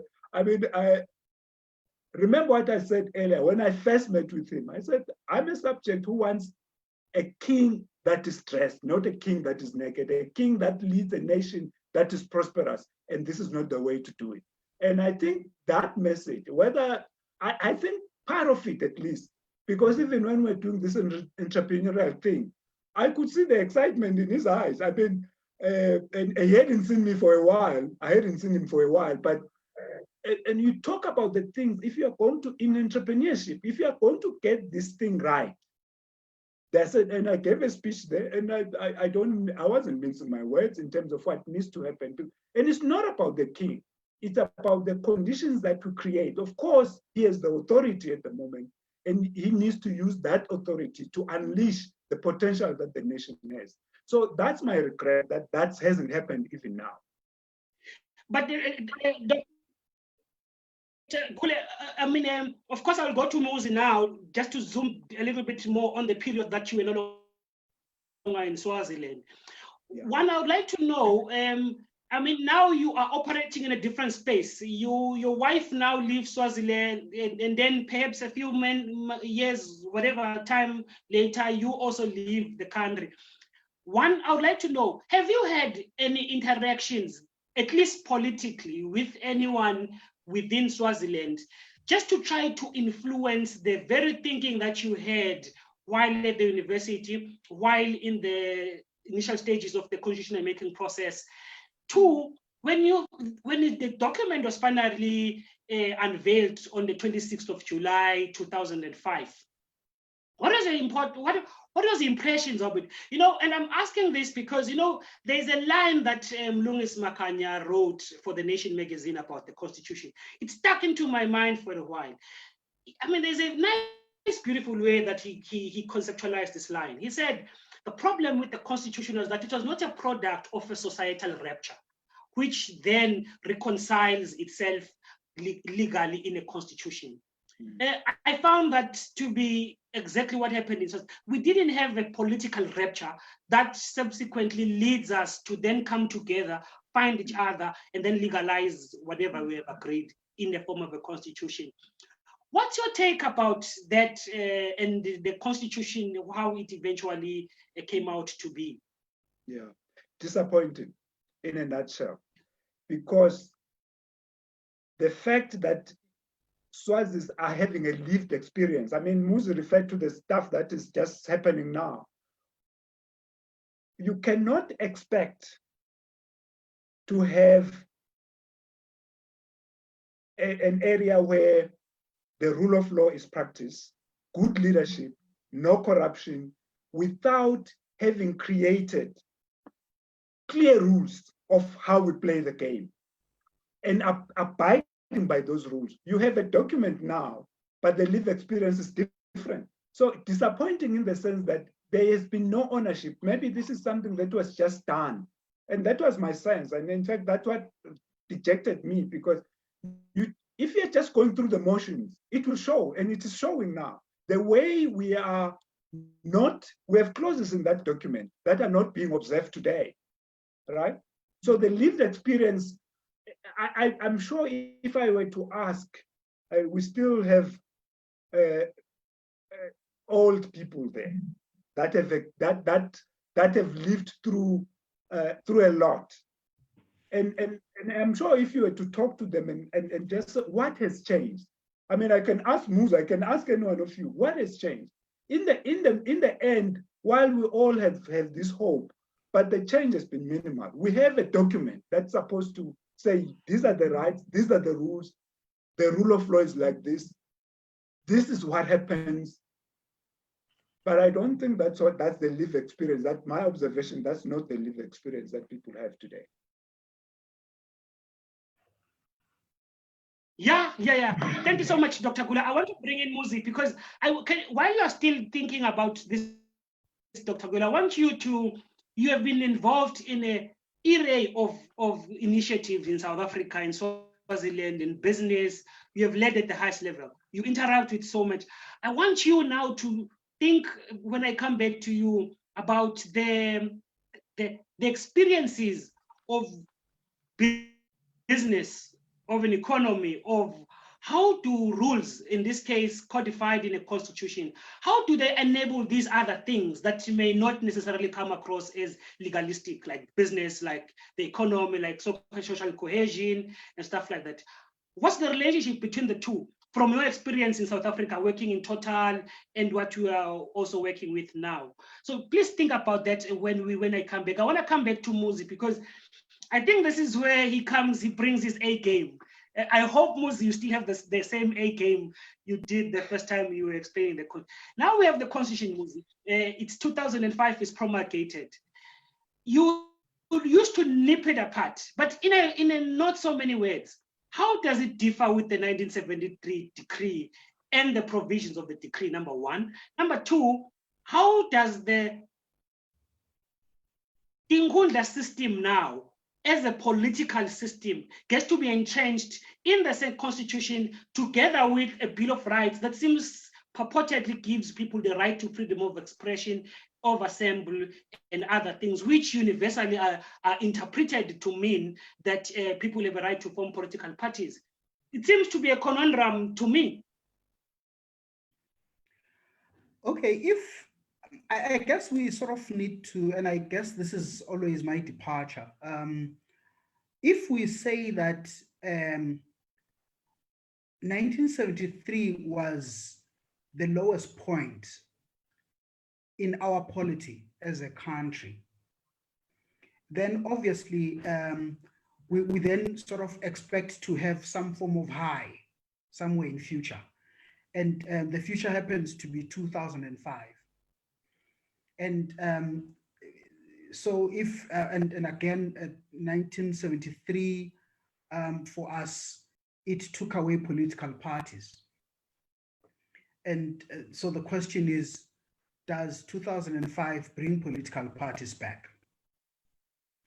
There's a whole brouhaha about that now, because ostensibly political parties are supposed to be allowed and exist, but there's no instrument that allows them to exist. You can't register a political party anywhere. You can form it, but we know political parties don't just exist to hold Sunday braais or lunches. They exist because they want to contest for political power. Their mandate is to get their hands dirty in the political arena. But here we are, we have a constitution that says, yes, political parties can exist, but maybe not necessarily, doesn't even sort of state it, in so many words.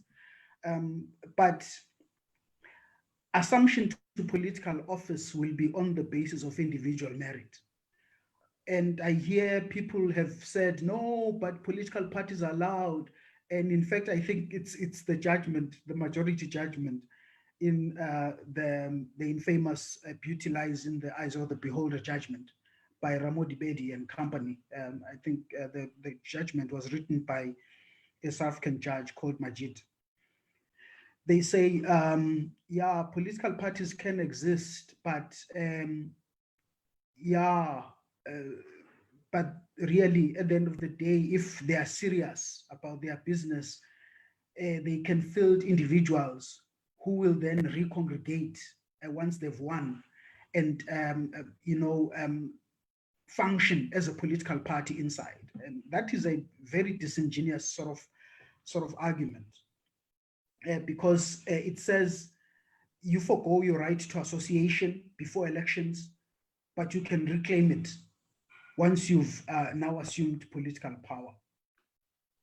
Once you've sort of secured yourself a seat, and then you can now function as a political party.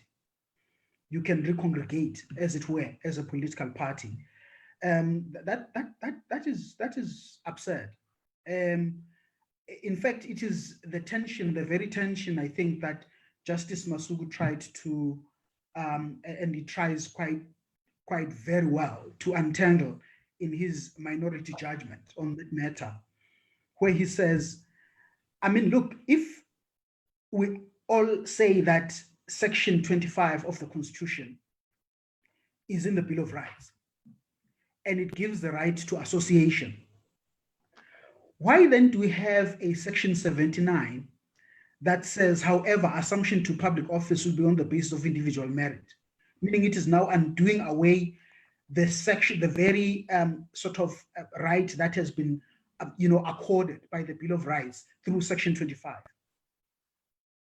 So that is the one area, I guess, that is sort of pivotal in this whole discussion.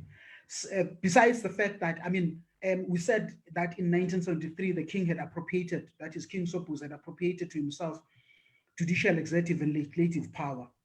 And if you sort of look at the role that the current king has in the spheres, the other spheres of government, it's amazing how much we've actually failed to disabuse him of some of the powers that ordinarily would have been given by the absolutism that Sobhuza brought about in 1973.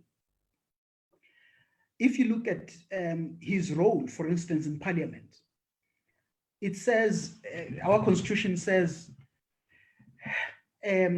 lawmaking powers reside in the king in parliament. So you sort of see the primacy of the king in pretty much everything that we do.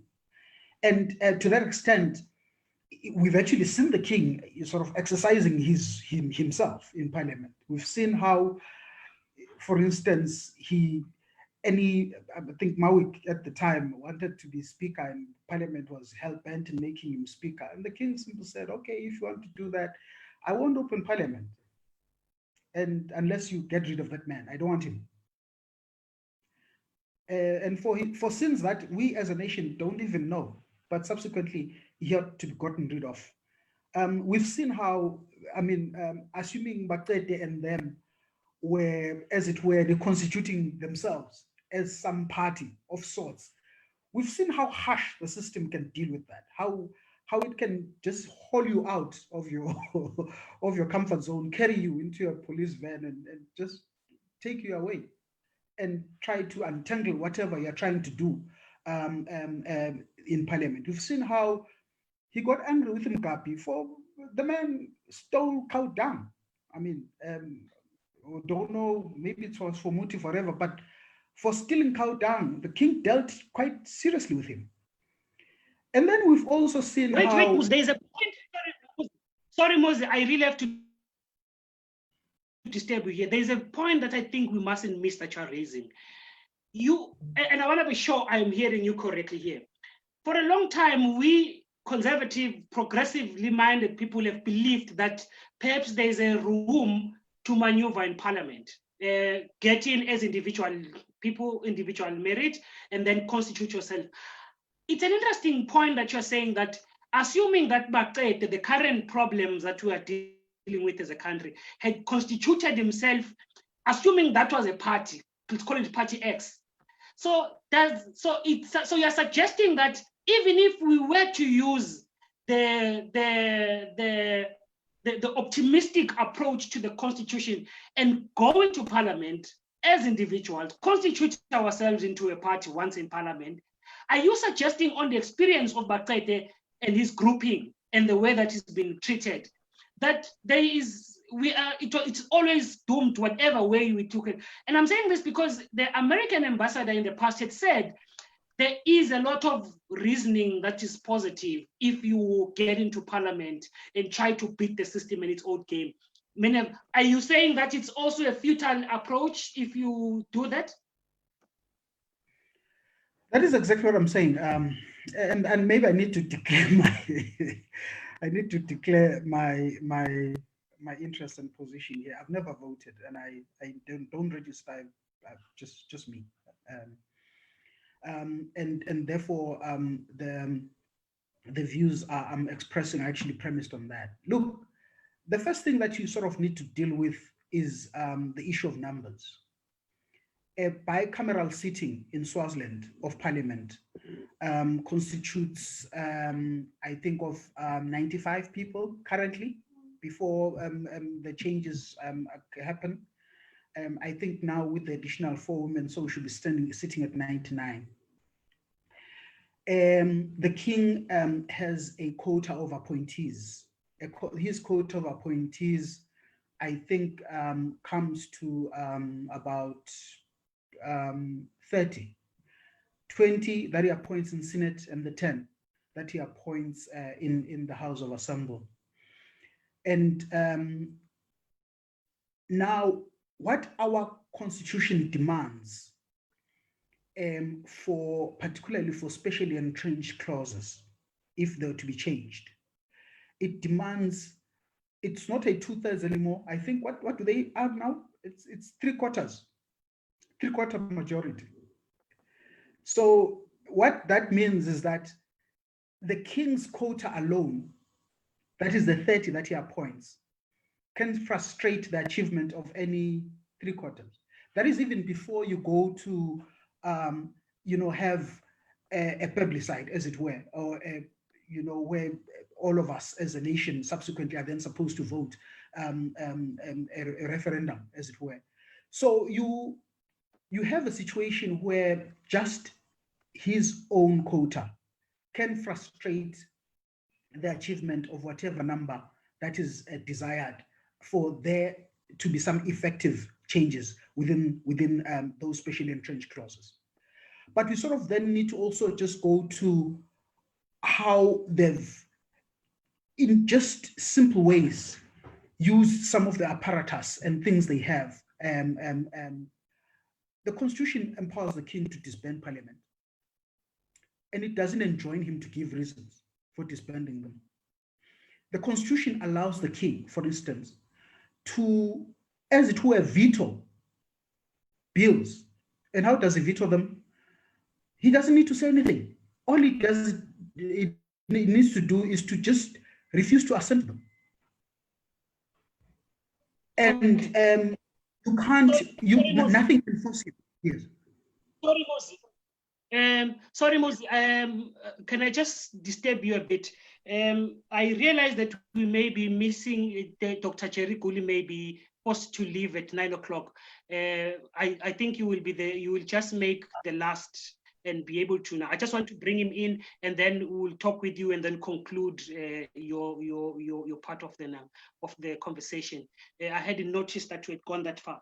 So I want to come to Dr. Jerry, and then I'll come back to you, because I think I want him to be able to speak to this thing about why is it necessary for us to fret so much about the Constitution. How does it affect other things like business, economy, and stuff like that, and based on his own experience in South Africa? Why should we care about the Constitution? Can we have other things working very well without really having a proper, thorough Constitution?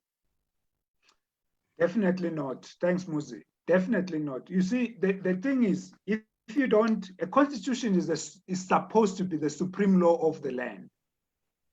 And as I was saying earlier, what you also need, once you have a constitution that is accepted, approved, loved by the nation, loved by the people, because that's what you actually want. In order for this document to be live, so you develop it, it's accepted, it's ratified, it's the law, but it must be embraced. Right now, there is a feeling that the document that we have is not owned, is not accepted, is not our document, isn't it? That's the feeling that you get. As Moses is pointing out, we have sections that contradict other sections. So what do we have here?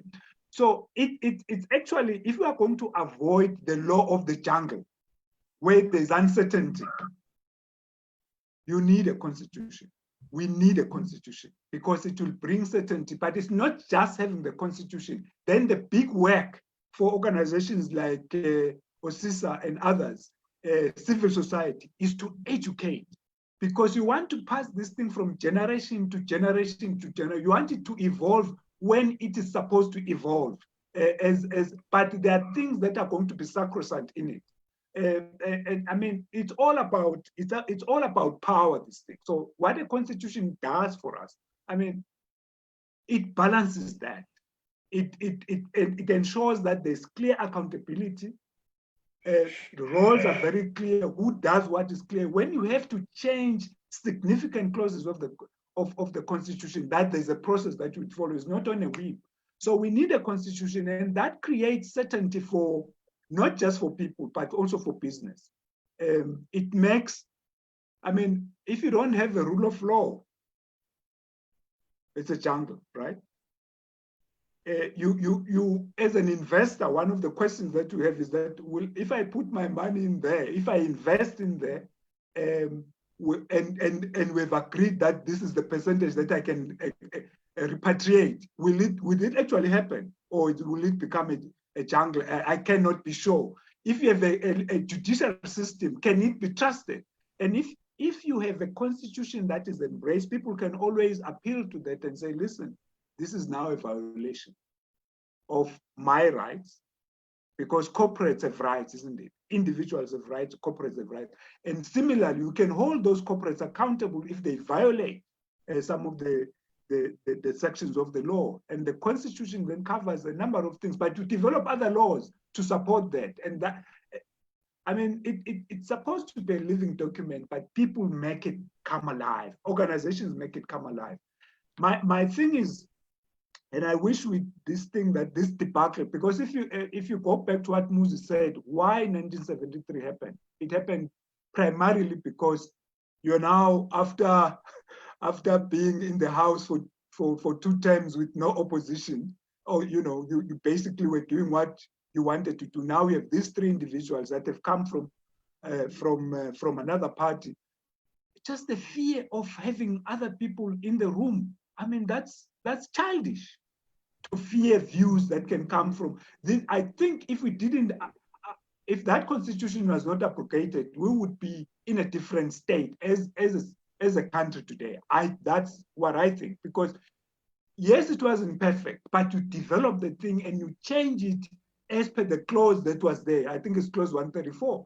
That would have enabled us to say, okay, this is how we're going to change this constitution. So, Mangoba, it's critical for stability, for certainty, for people to invest, for citizens to know that if I expend myself, if I'm not going, no one is going to come up and say, now, because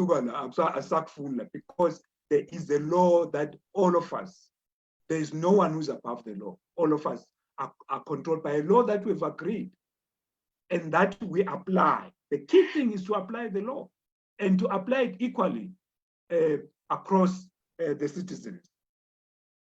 Yes, and There's then just this last bite, Dr. Gule, before I let you go. I want to find out, we have this conundrum, by your own admission and by the admission of many people, we have not found that thing that will be the architecture through which will build the country. What then can we do now as a country? We missed that opportunity with the constitution, but is there anything that we can get, Doctor, that we can do now? I mean, are we just a helpless nation now? We have this constitution that we can't do anything about. What's the way out? Do you have an idea that you can throw us out, throw in? What's the way out of this mess? That's a difficult question. And I'm sure it's a question that a lot of us think about. You see, it's actually quite difficult. It's difficult. I don't have an answer for you, Muzi, on that. I really don't have. I would be lying if I say I have an answer tonight to say this is what we can do. I know that people have, even using this current document, have tried to.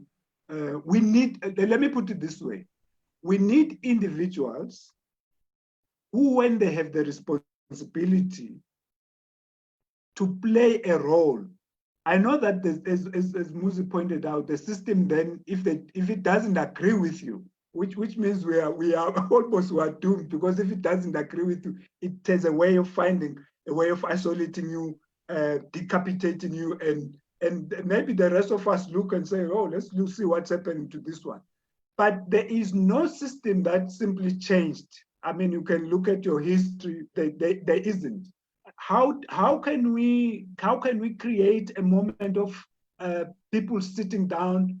We need the people that have been given the authority to do that. I mean, sometimes you look at what's happening in the House. From time to time, the stuff that happens there, you say, why are we in this? Why did you even say I'm going to be? I mean, I was talking to someone who said, no, you now buy your way into this thing. So if that's how, if we don't have a true north as people, then I think we are people to be cried for, because we need people that can have a true north, not just one, but a collective that can have a true north. And if they have opportunities to influence things, that they stick to that for the sake of the nation. I don't have a good answer for you. I'm not going to say let's now all, because even that you need to think, okay, so if you're going to do that, how do you do it? I don't have an answer for you. The difficult question you're putting to me. No, thank you so much. I've already hoping that, thank you so much. I know that you have an engagement at 9. So we will finish off with Muzi, which I think the points that he's going to be talking about right now are quite important. Thank you so much for your time. We will then talk privately between the two of us moving forward, but thank you so much. Thank you for the invite. I appreciate it. And thank you to all the people on the line. Thank you. Bye-bye. Thank you, Doctor. Thanks. Muzi, let's let's continue. You were, there was these things you were giving us about what the constitution, literally the power dynamics in the constitution and also within the system. Can you just finish off that? Because this is a very important point. I wouldn't want you to start something else without finishing that very important point. No, I was also just going to point out, because look, our own government is aware of the enormous power that the king wields around us. And what they've done, for instance, look at the Game Act, which is a very contentious sort of piece of law, which has seen quite a number of people killed, particularly in areas that are bordering sort of game reserves. And in fact, the leading sort of people around this at some point, were supposed to be arraigned for murder because they killed people in a motel. But the Game Act subsequently was taken and located in the King's office, and nobody has a right to discuss it anymore. This goes to and just to show the level to which the emasculation of parliament has actually gone to. There's a lot that one can go on about parliament in particular, and their failure to be able to rein in, the current government, which is in fact a deliberate, very, very deliberate, which allows government to do as it pleases. And then the second sort of space that one needs to look at is the role of the king in the executive.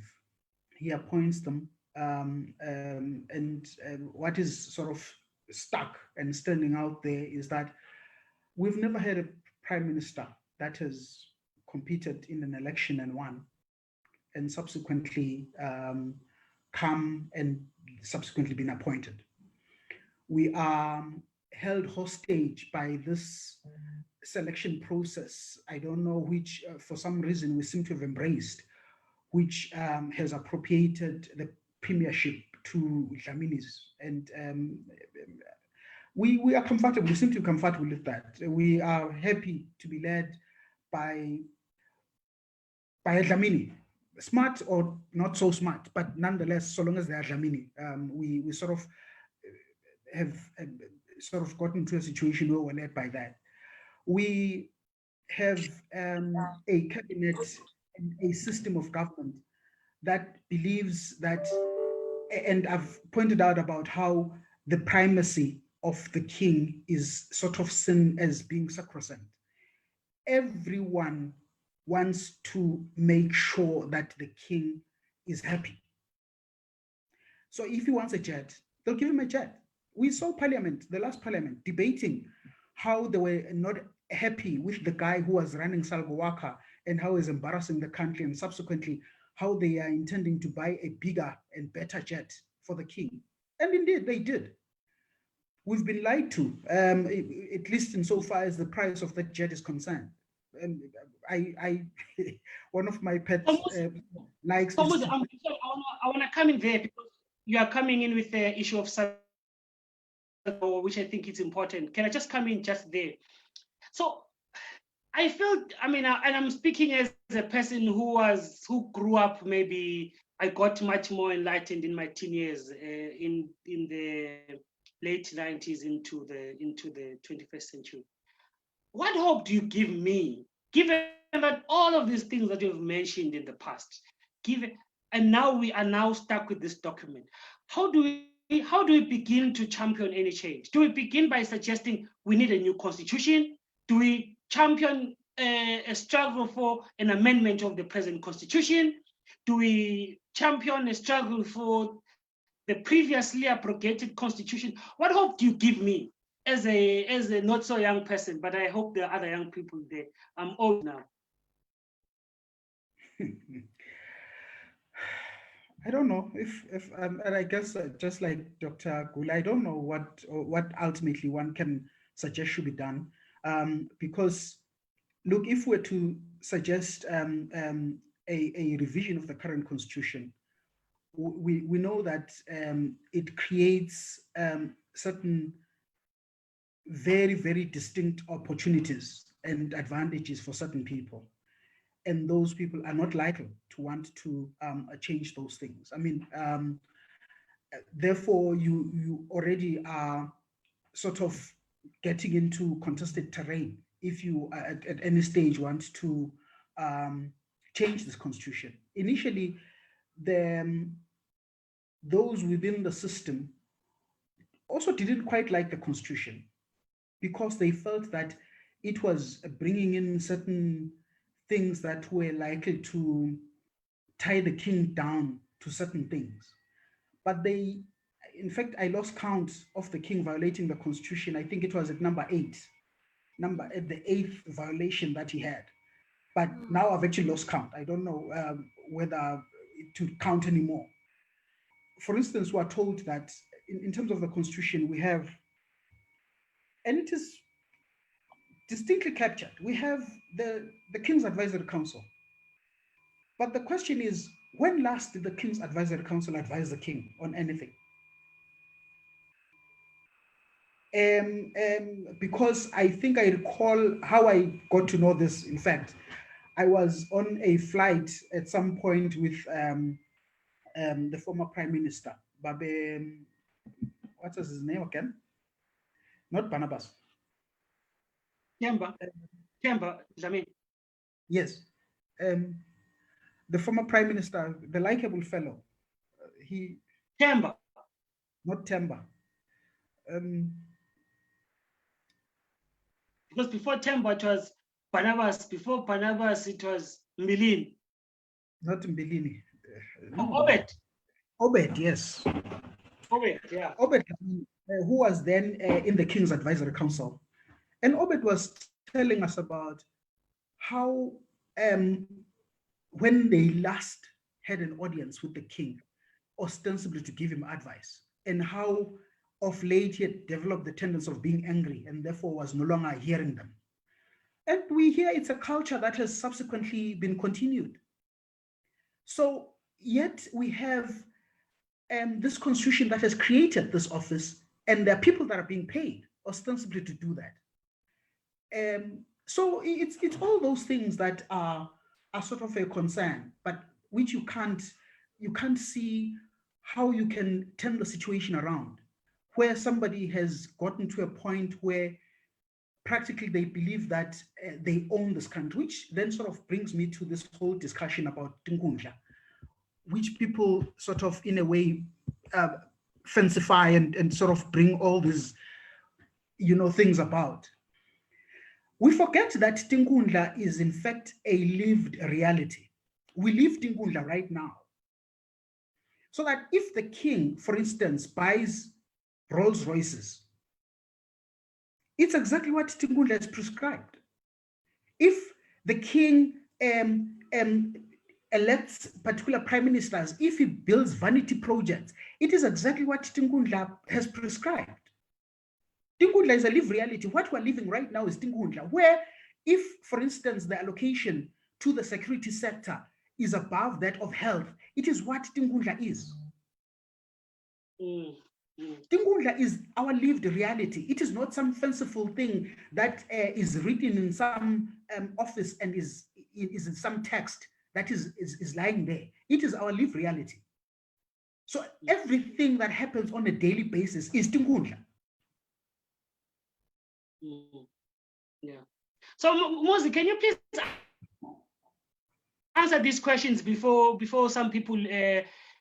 I think they're particular. I think Shelly wanted to find out. Well, she wanted to find out. Okay, well, I think how do we learn from this and shape? Okay, I think that I asked both of you. You said you cannot prescribe anything that apparently can be, an answer to all of our problems. But I think there's a question that I think I got on my WhatsApp. Someone wanted to find out, Muzi. I hope this would be our last bite, unless I can see there's any any question. I think we've went beyond our time. I want to find out from you. There are two things that I am sensing now in contemporary Swaziland. On the one hand, there is a general fatigue that we've done everything, nothing, this thing is not moving. There was hope with the constitution and it didn't give us any significant changes, if any changes at all.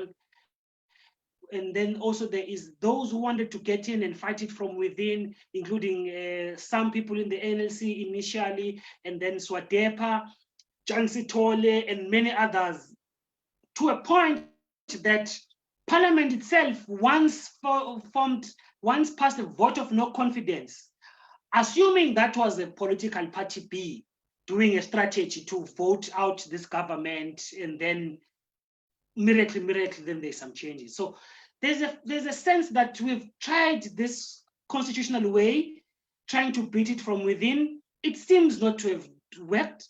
There's been litigation led by Tulan Masego and many others, defeated at the highest court of the land. There's been people who have tried to be on the streets, who have fought on the streets, who have tried to galvanize people on the streets, beaten to a pulp.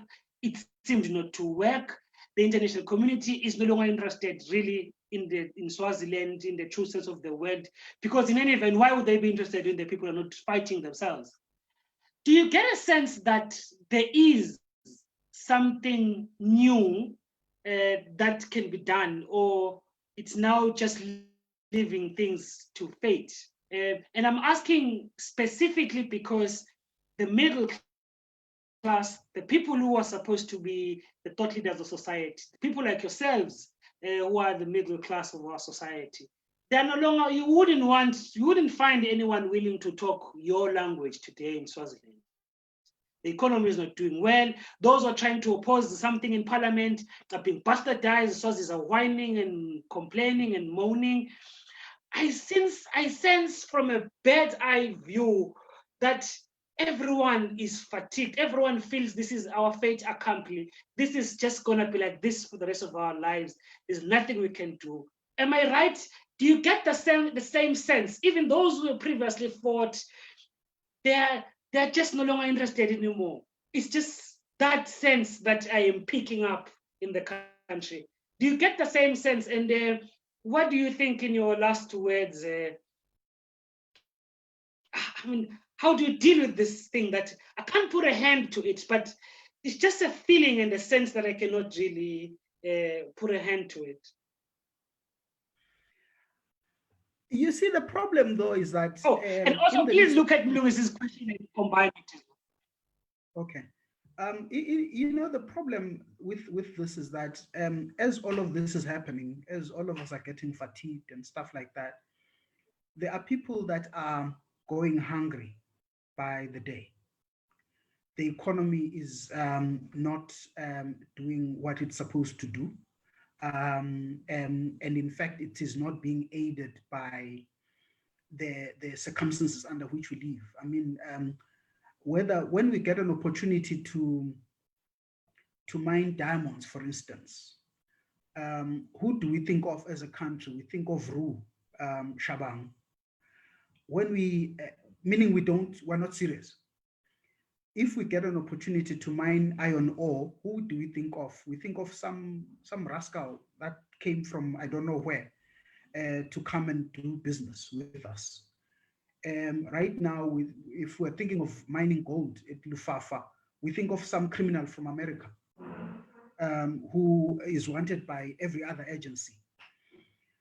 And this is by the leadership, by the way. It's the leadership that's doing this. If we want to mine coal, we think of Chancellor House in the ANC, and we know that in essence, we've actually shut down the ANC. They can't say anything for the progressive movement because now they're beholden to us. Part of their coffers are derived from our minerals. The Swazis aren't getting much from that.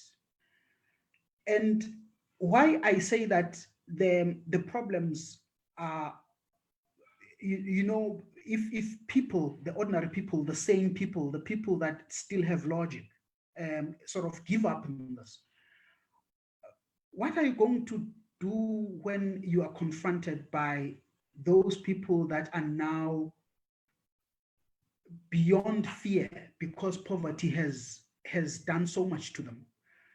And for us to understand how it is easy for us to get to a situation that we can manage, we just need to think of bus drivers and their conductors when they go on protest. They protest because they feel that they are hard done by a police officer from Lobamba or from Matapa or from Manzini, who's always giving them tickets for overloading, when in fact they've overloaded, or for an unroadworthy car, when in fact they don't have a roadworthy car. But those people can wreak havoc. They can stop Manzini, they can stop Mbabane, they can just bring total chaos, which the police themselves can't manage. So what I'm trying to draw us to is, when we get to a point where the poverty-stricken people that keep being impoverished by this system eventually decide to take things to their hands, I assure you, the people that you've referred to as the middle class will be on the streets, they'll be running, because those people will be taking over. And nobody will be in a position to control them. Not Mpandlana, not Mlungisi, not Jan, because they as well will be running. So it is important that maybe at some point this state realizes that when you push people to a point, it's like a cat. If you corner it, at some point it will lash out, because it really needs to get out of that particular corner.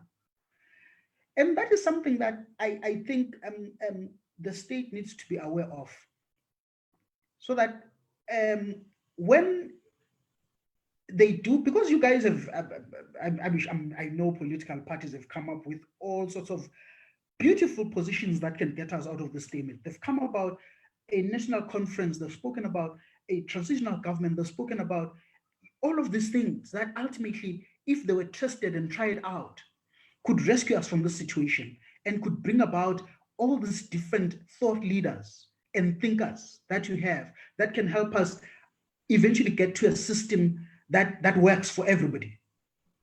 But I guess because right now we are eating and we're enjoying, and the entire pie is in front of me, and I'm enjoying with my children, I don't give a damn. Yet ultimately, when those people turn against me, it will be something else. Yeah, Lucas wanted to find out. The people are making fun of me sweating, and that distracting me.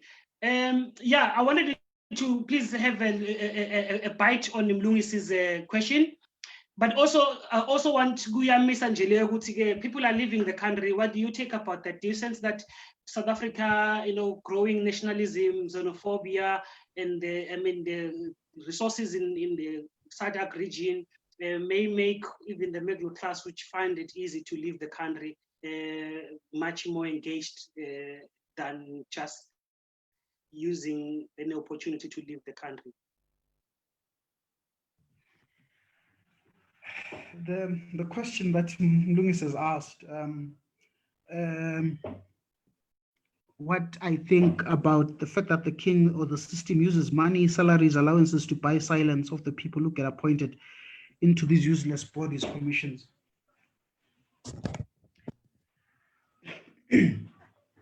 I guess what Dr. Kule was actually showing us was that very vain sort of attempt, where the clever Swazis, as it were, are sort of picked up, and hopefully once they start eating along with us in these commissions, they will keep quiet. Which sort of is a bit of a tragedy, because I mean, look, all these people, starting from Mandla, when they were in the Vuselas, who refused, despite the opportunity to eat, who refused, going to Mario, in the CRC and even Dr. Jerry Gould and them, who sort of opted out despite the opportunities that were seemingly aplenty. Obviously, leaving a few people behind. I think your Temba Msibis, your Mapalala, the current CJ, and others who sort of stayed on. And pretty much most of them are not assisting us. And in fact, if you sort of ask me, I think most of them are doing anything they can to just stay on, please the system and stay on, because that's how best they know how to sort of handle this. Please the system and stay on, which might explain why, for instance, there is the crisis that we have in the judiciary. None of us trust the judiciary, but because the judiciary pleases the system, it's like the raft of CEOs that are appointing these days. And my only concern, I was saying to myself, I hope it's people that are able to think for themselves and are able to rationalize and just do their work. Because what I see now is everybody trying their level best to make sure that the authorities are happy. And if the authorities are happy, then I can keep my job. So those are the problems that we sort of have. Yeah. No, thank you so much, Muzi. Thank you so much for your time. And I know that people are interested, they still have good questions. We are going to engage in a very long conversation. I think we'll probably record and put on YouTube. What we want to do, perhaps for those who are also here, is that we don't necessarily have all the time in the world right now with these conversations, but we are going to be starting to engage in a process where we can sit over an hour or more, where we just engage on these things, Muzi, throw them into the internet so that researchers and kids in 2090 can know there was Muzi, these was his thoughts, so that people don't die with COVID and all this information and all this knowledge. So I think the next phase of our work in the Institute to really to try to document digitally as much as possible different voices and then keep them for posterity. So thank you so much, Muzi. Thanks for your time. Thanks for your meticulous explanation of the Constitution and history. And thanks to everyone who was engaged in the discussions. There were discussions were hot. So I was a little bit getting hot. I also think I didn't open my window there, but thank you so much. Looking forward to the next discussions. And once again, thank you and have a beautiful night. Thank you, everyone. Thank you. Thanks, man. Thank you. Thank you, everybody. Asengenivuleleni nebamvule nifuna ukukhuluma lide. Uyahlanya usivaleleni vele. Yakufomisa ngudla.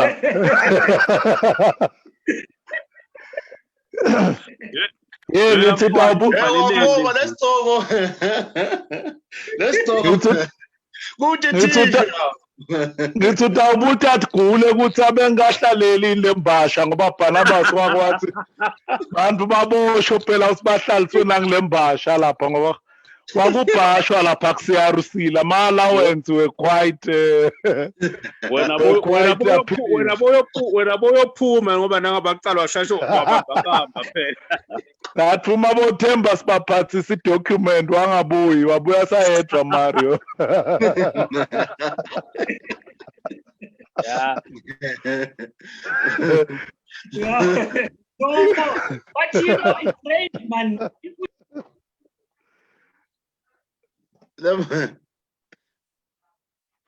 Awuvakali mnguni bese usheshe uyavala bawuthini. Unmute. Ungivaleleni le video manqoba. But I don't know now how to unmute all of you. Mina ngithi ungivaleleni video. No, when we unmute ourselves. Okay, unmute yourselves. Yeah, you know, Yeah, nobhala phela sambe siyongcwaba babo amathweli man. Yeah, I heard man angazi noma ngizawukhona nekhamba but yeah I would have loved to. Ayithi yatiwa ngowe le ndlela le ya le kini le. Emagerila sambu shimoto ePitritif ngakufanga lenye. Kwavunyelwa yini ukuthi kuyongcwatshwa abantu emlungisi?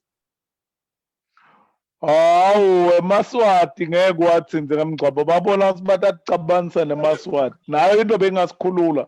Bani baphathikulala ngemgcwabo abantu babo.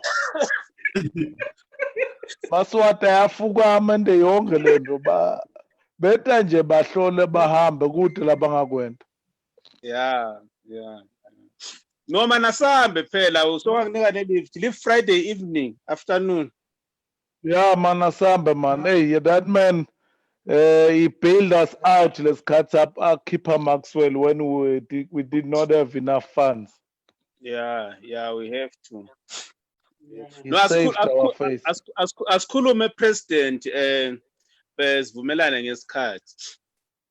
Yeah manje le nombolo takho tonke lekunata 70 man. Yeah basicishele gezi phela la sikhokhi la Soweto manje ba decide ukuvala lama power station nabo lamakho yiloko izinto kwemabhokisi kwenu lokho. Awuthathi ngalo 200 million lethiwa nekhamana ngayo le pop crew uyobhadala. Angikwazi ubhadalele yonke le Soweto ufike nje uthi ukhokhela yonke le Soweto. Angikwazi no. Eta yeah Emlungisi athi ngicabanga lento. Bala basayisho mbamba lemva ukuthi umsebahlalisi. Yeah washo mbamba wathi baba sitshele iqiniso. I'm telling you what about ngesikhathi ngene ebojana wasibani babo bakhuluma liqiniso basho phela ukuthi nalembasha iba influenceile ukuthini betela bangasukumi nje bese bakhuluma kabi ngale system kanti yabondla siyathi usibetheleni nalembasha.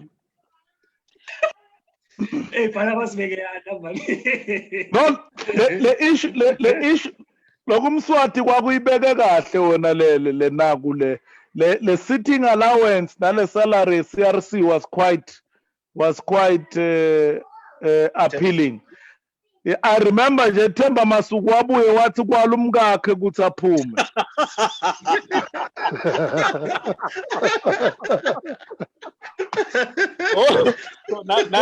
Nalambisa lo Masuku namakhaya nalambisa lo Masuku. Themba Msibi man, Themba Msibi ya naMario nje sambulala ngoba ngiyakhumbula sibagcine sibavumela ukuthi abaye but abaye ne document lenema demand clear terms of reference what wabhasha nabhambata lawo ma settings lawo before simkhokhe. Namosha leadership ngalambisa leadership. Yeah hey Maka Masuku siyamkweleta. Yeah hey Themba Msibi wahlala Maka Masuku siyamkweleta.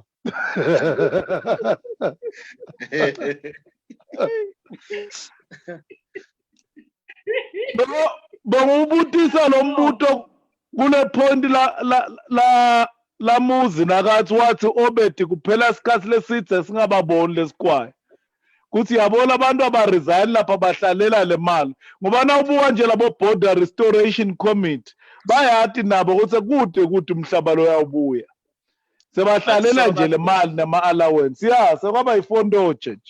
Yeah manje nami lapha kufike lomnye shifu lapha wathi imbube yangifuna kuleli committee lemabhoda ngoba ngihlala ngasemnceleni. Hamba phakathi ufake 50% ngalambuthweni man siyasokola man. Yawubuka le phela nami ngadliwa amahlolo lapha ngengisecretary ngingadi ukuthi umka Jerome ungenele likhetho. Abantu lapha evuthi slogan sakhe besithi nayi le walk. Manje yebo abantu lebangivutshini sebangidismissa ukuthi hayi ngani bani beni bangenile la nayi le walk. Wahlile kodwa sehlulekile no Jerome But Jerome wangena, I think 2 times adlulela wasifaka uFati. You know what's wangena Jerome 2 times, I think. Angiyathi ke le. 2003. Awu. Wasuzama ngale walk. So le walk was the last attempt lapha batheni nekuput them on changa slogan sen nayi le walk. Wasenikhuluma ngani? Umatima lo mphalo. Yeah. No, President, asikhulume kahle Friday. Okay, yeah, no, ndakushayela kusasa sitobona if it's possible or not. Okay, sure, man. Okay, sure. Manje emlungisi, abantu vele ngayiva mina lana sengumama. Angiva nenzaba. Ngisafuna ngikhala nenzaba yale bookshelf la. So ngomnyama ungathi une bookshelf nje usho letincwadi leti 3 ungupresident. Uyayibona ibookshelf ufuna ibe njani? Uyayibona ukwencwadzana kwakho okuhluphe. Lalela angisikisi wena ubona one section la ngihleli ngakho. Utazi nobhala wesathu lapha ngiyovula likhabethe ekitchen la. No, lena ngile phethe le reference ye constitution President mtshele lo. Kuphe ngowako bengibacorrecta uthi mandla bengekho ku CRC. Lena nje ine constitution nemavusela kuphela.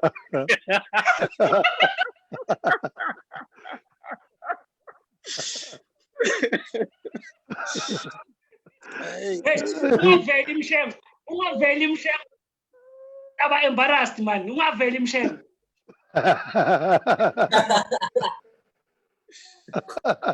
Ngoba wavela nyalo konakala nje. Wavela yena nje konyakala. Manje nawe Muswena Chavez yase library lelo khunja le ayisiyakho. Wambe waye conduct library lendvo le. Awusendlini.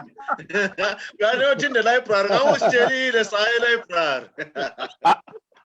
And le library uyayibona ukuthi ibhanka uyafoma la. Antu sebavalile lapha library. Ungena lokho emthethweni. Ungena lokho ya. Ama-aircons mawashate down uyafoma lapha. Kana kubandi lapho namfowethu aphuma kangaka. Yami So sebenzisa le koto kuthina kuze. Ngibalo velile lapha. Hey, ma socialites conference lecetha kuvola nelikepisti elibovu lapho ngibala. Stuck la. Ngathi ngibona stuck la. Ibizo stuck. Hey, mina ngithi R&B singer i-comrade. I-comrade leje. Hayi phela lineswag le comrade. Iyouth le ya, iyouth le amyekela phile ebusha bakhe. Uthi ngisentawubuya ekhaya comrade Stark. Hayi. Awubuki. Sisendleleni ebuya ekhaya. Sohleli le Oslo ngeke sabuya lo. Sabona sokhulisa Kaba lo muntu angalunga kuyolwa ne-corona letho kadvokolwa ko-clinic lo. Yeah, comrade, uphi bheki man, upresident.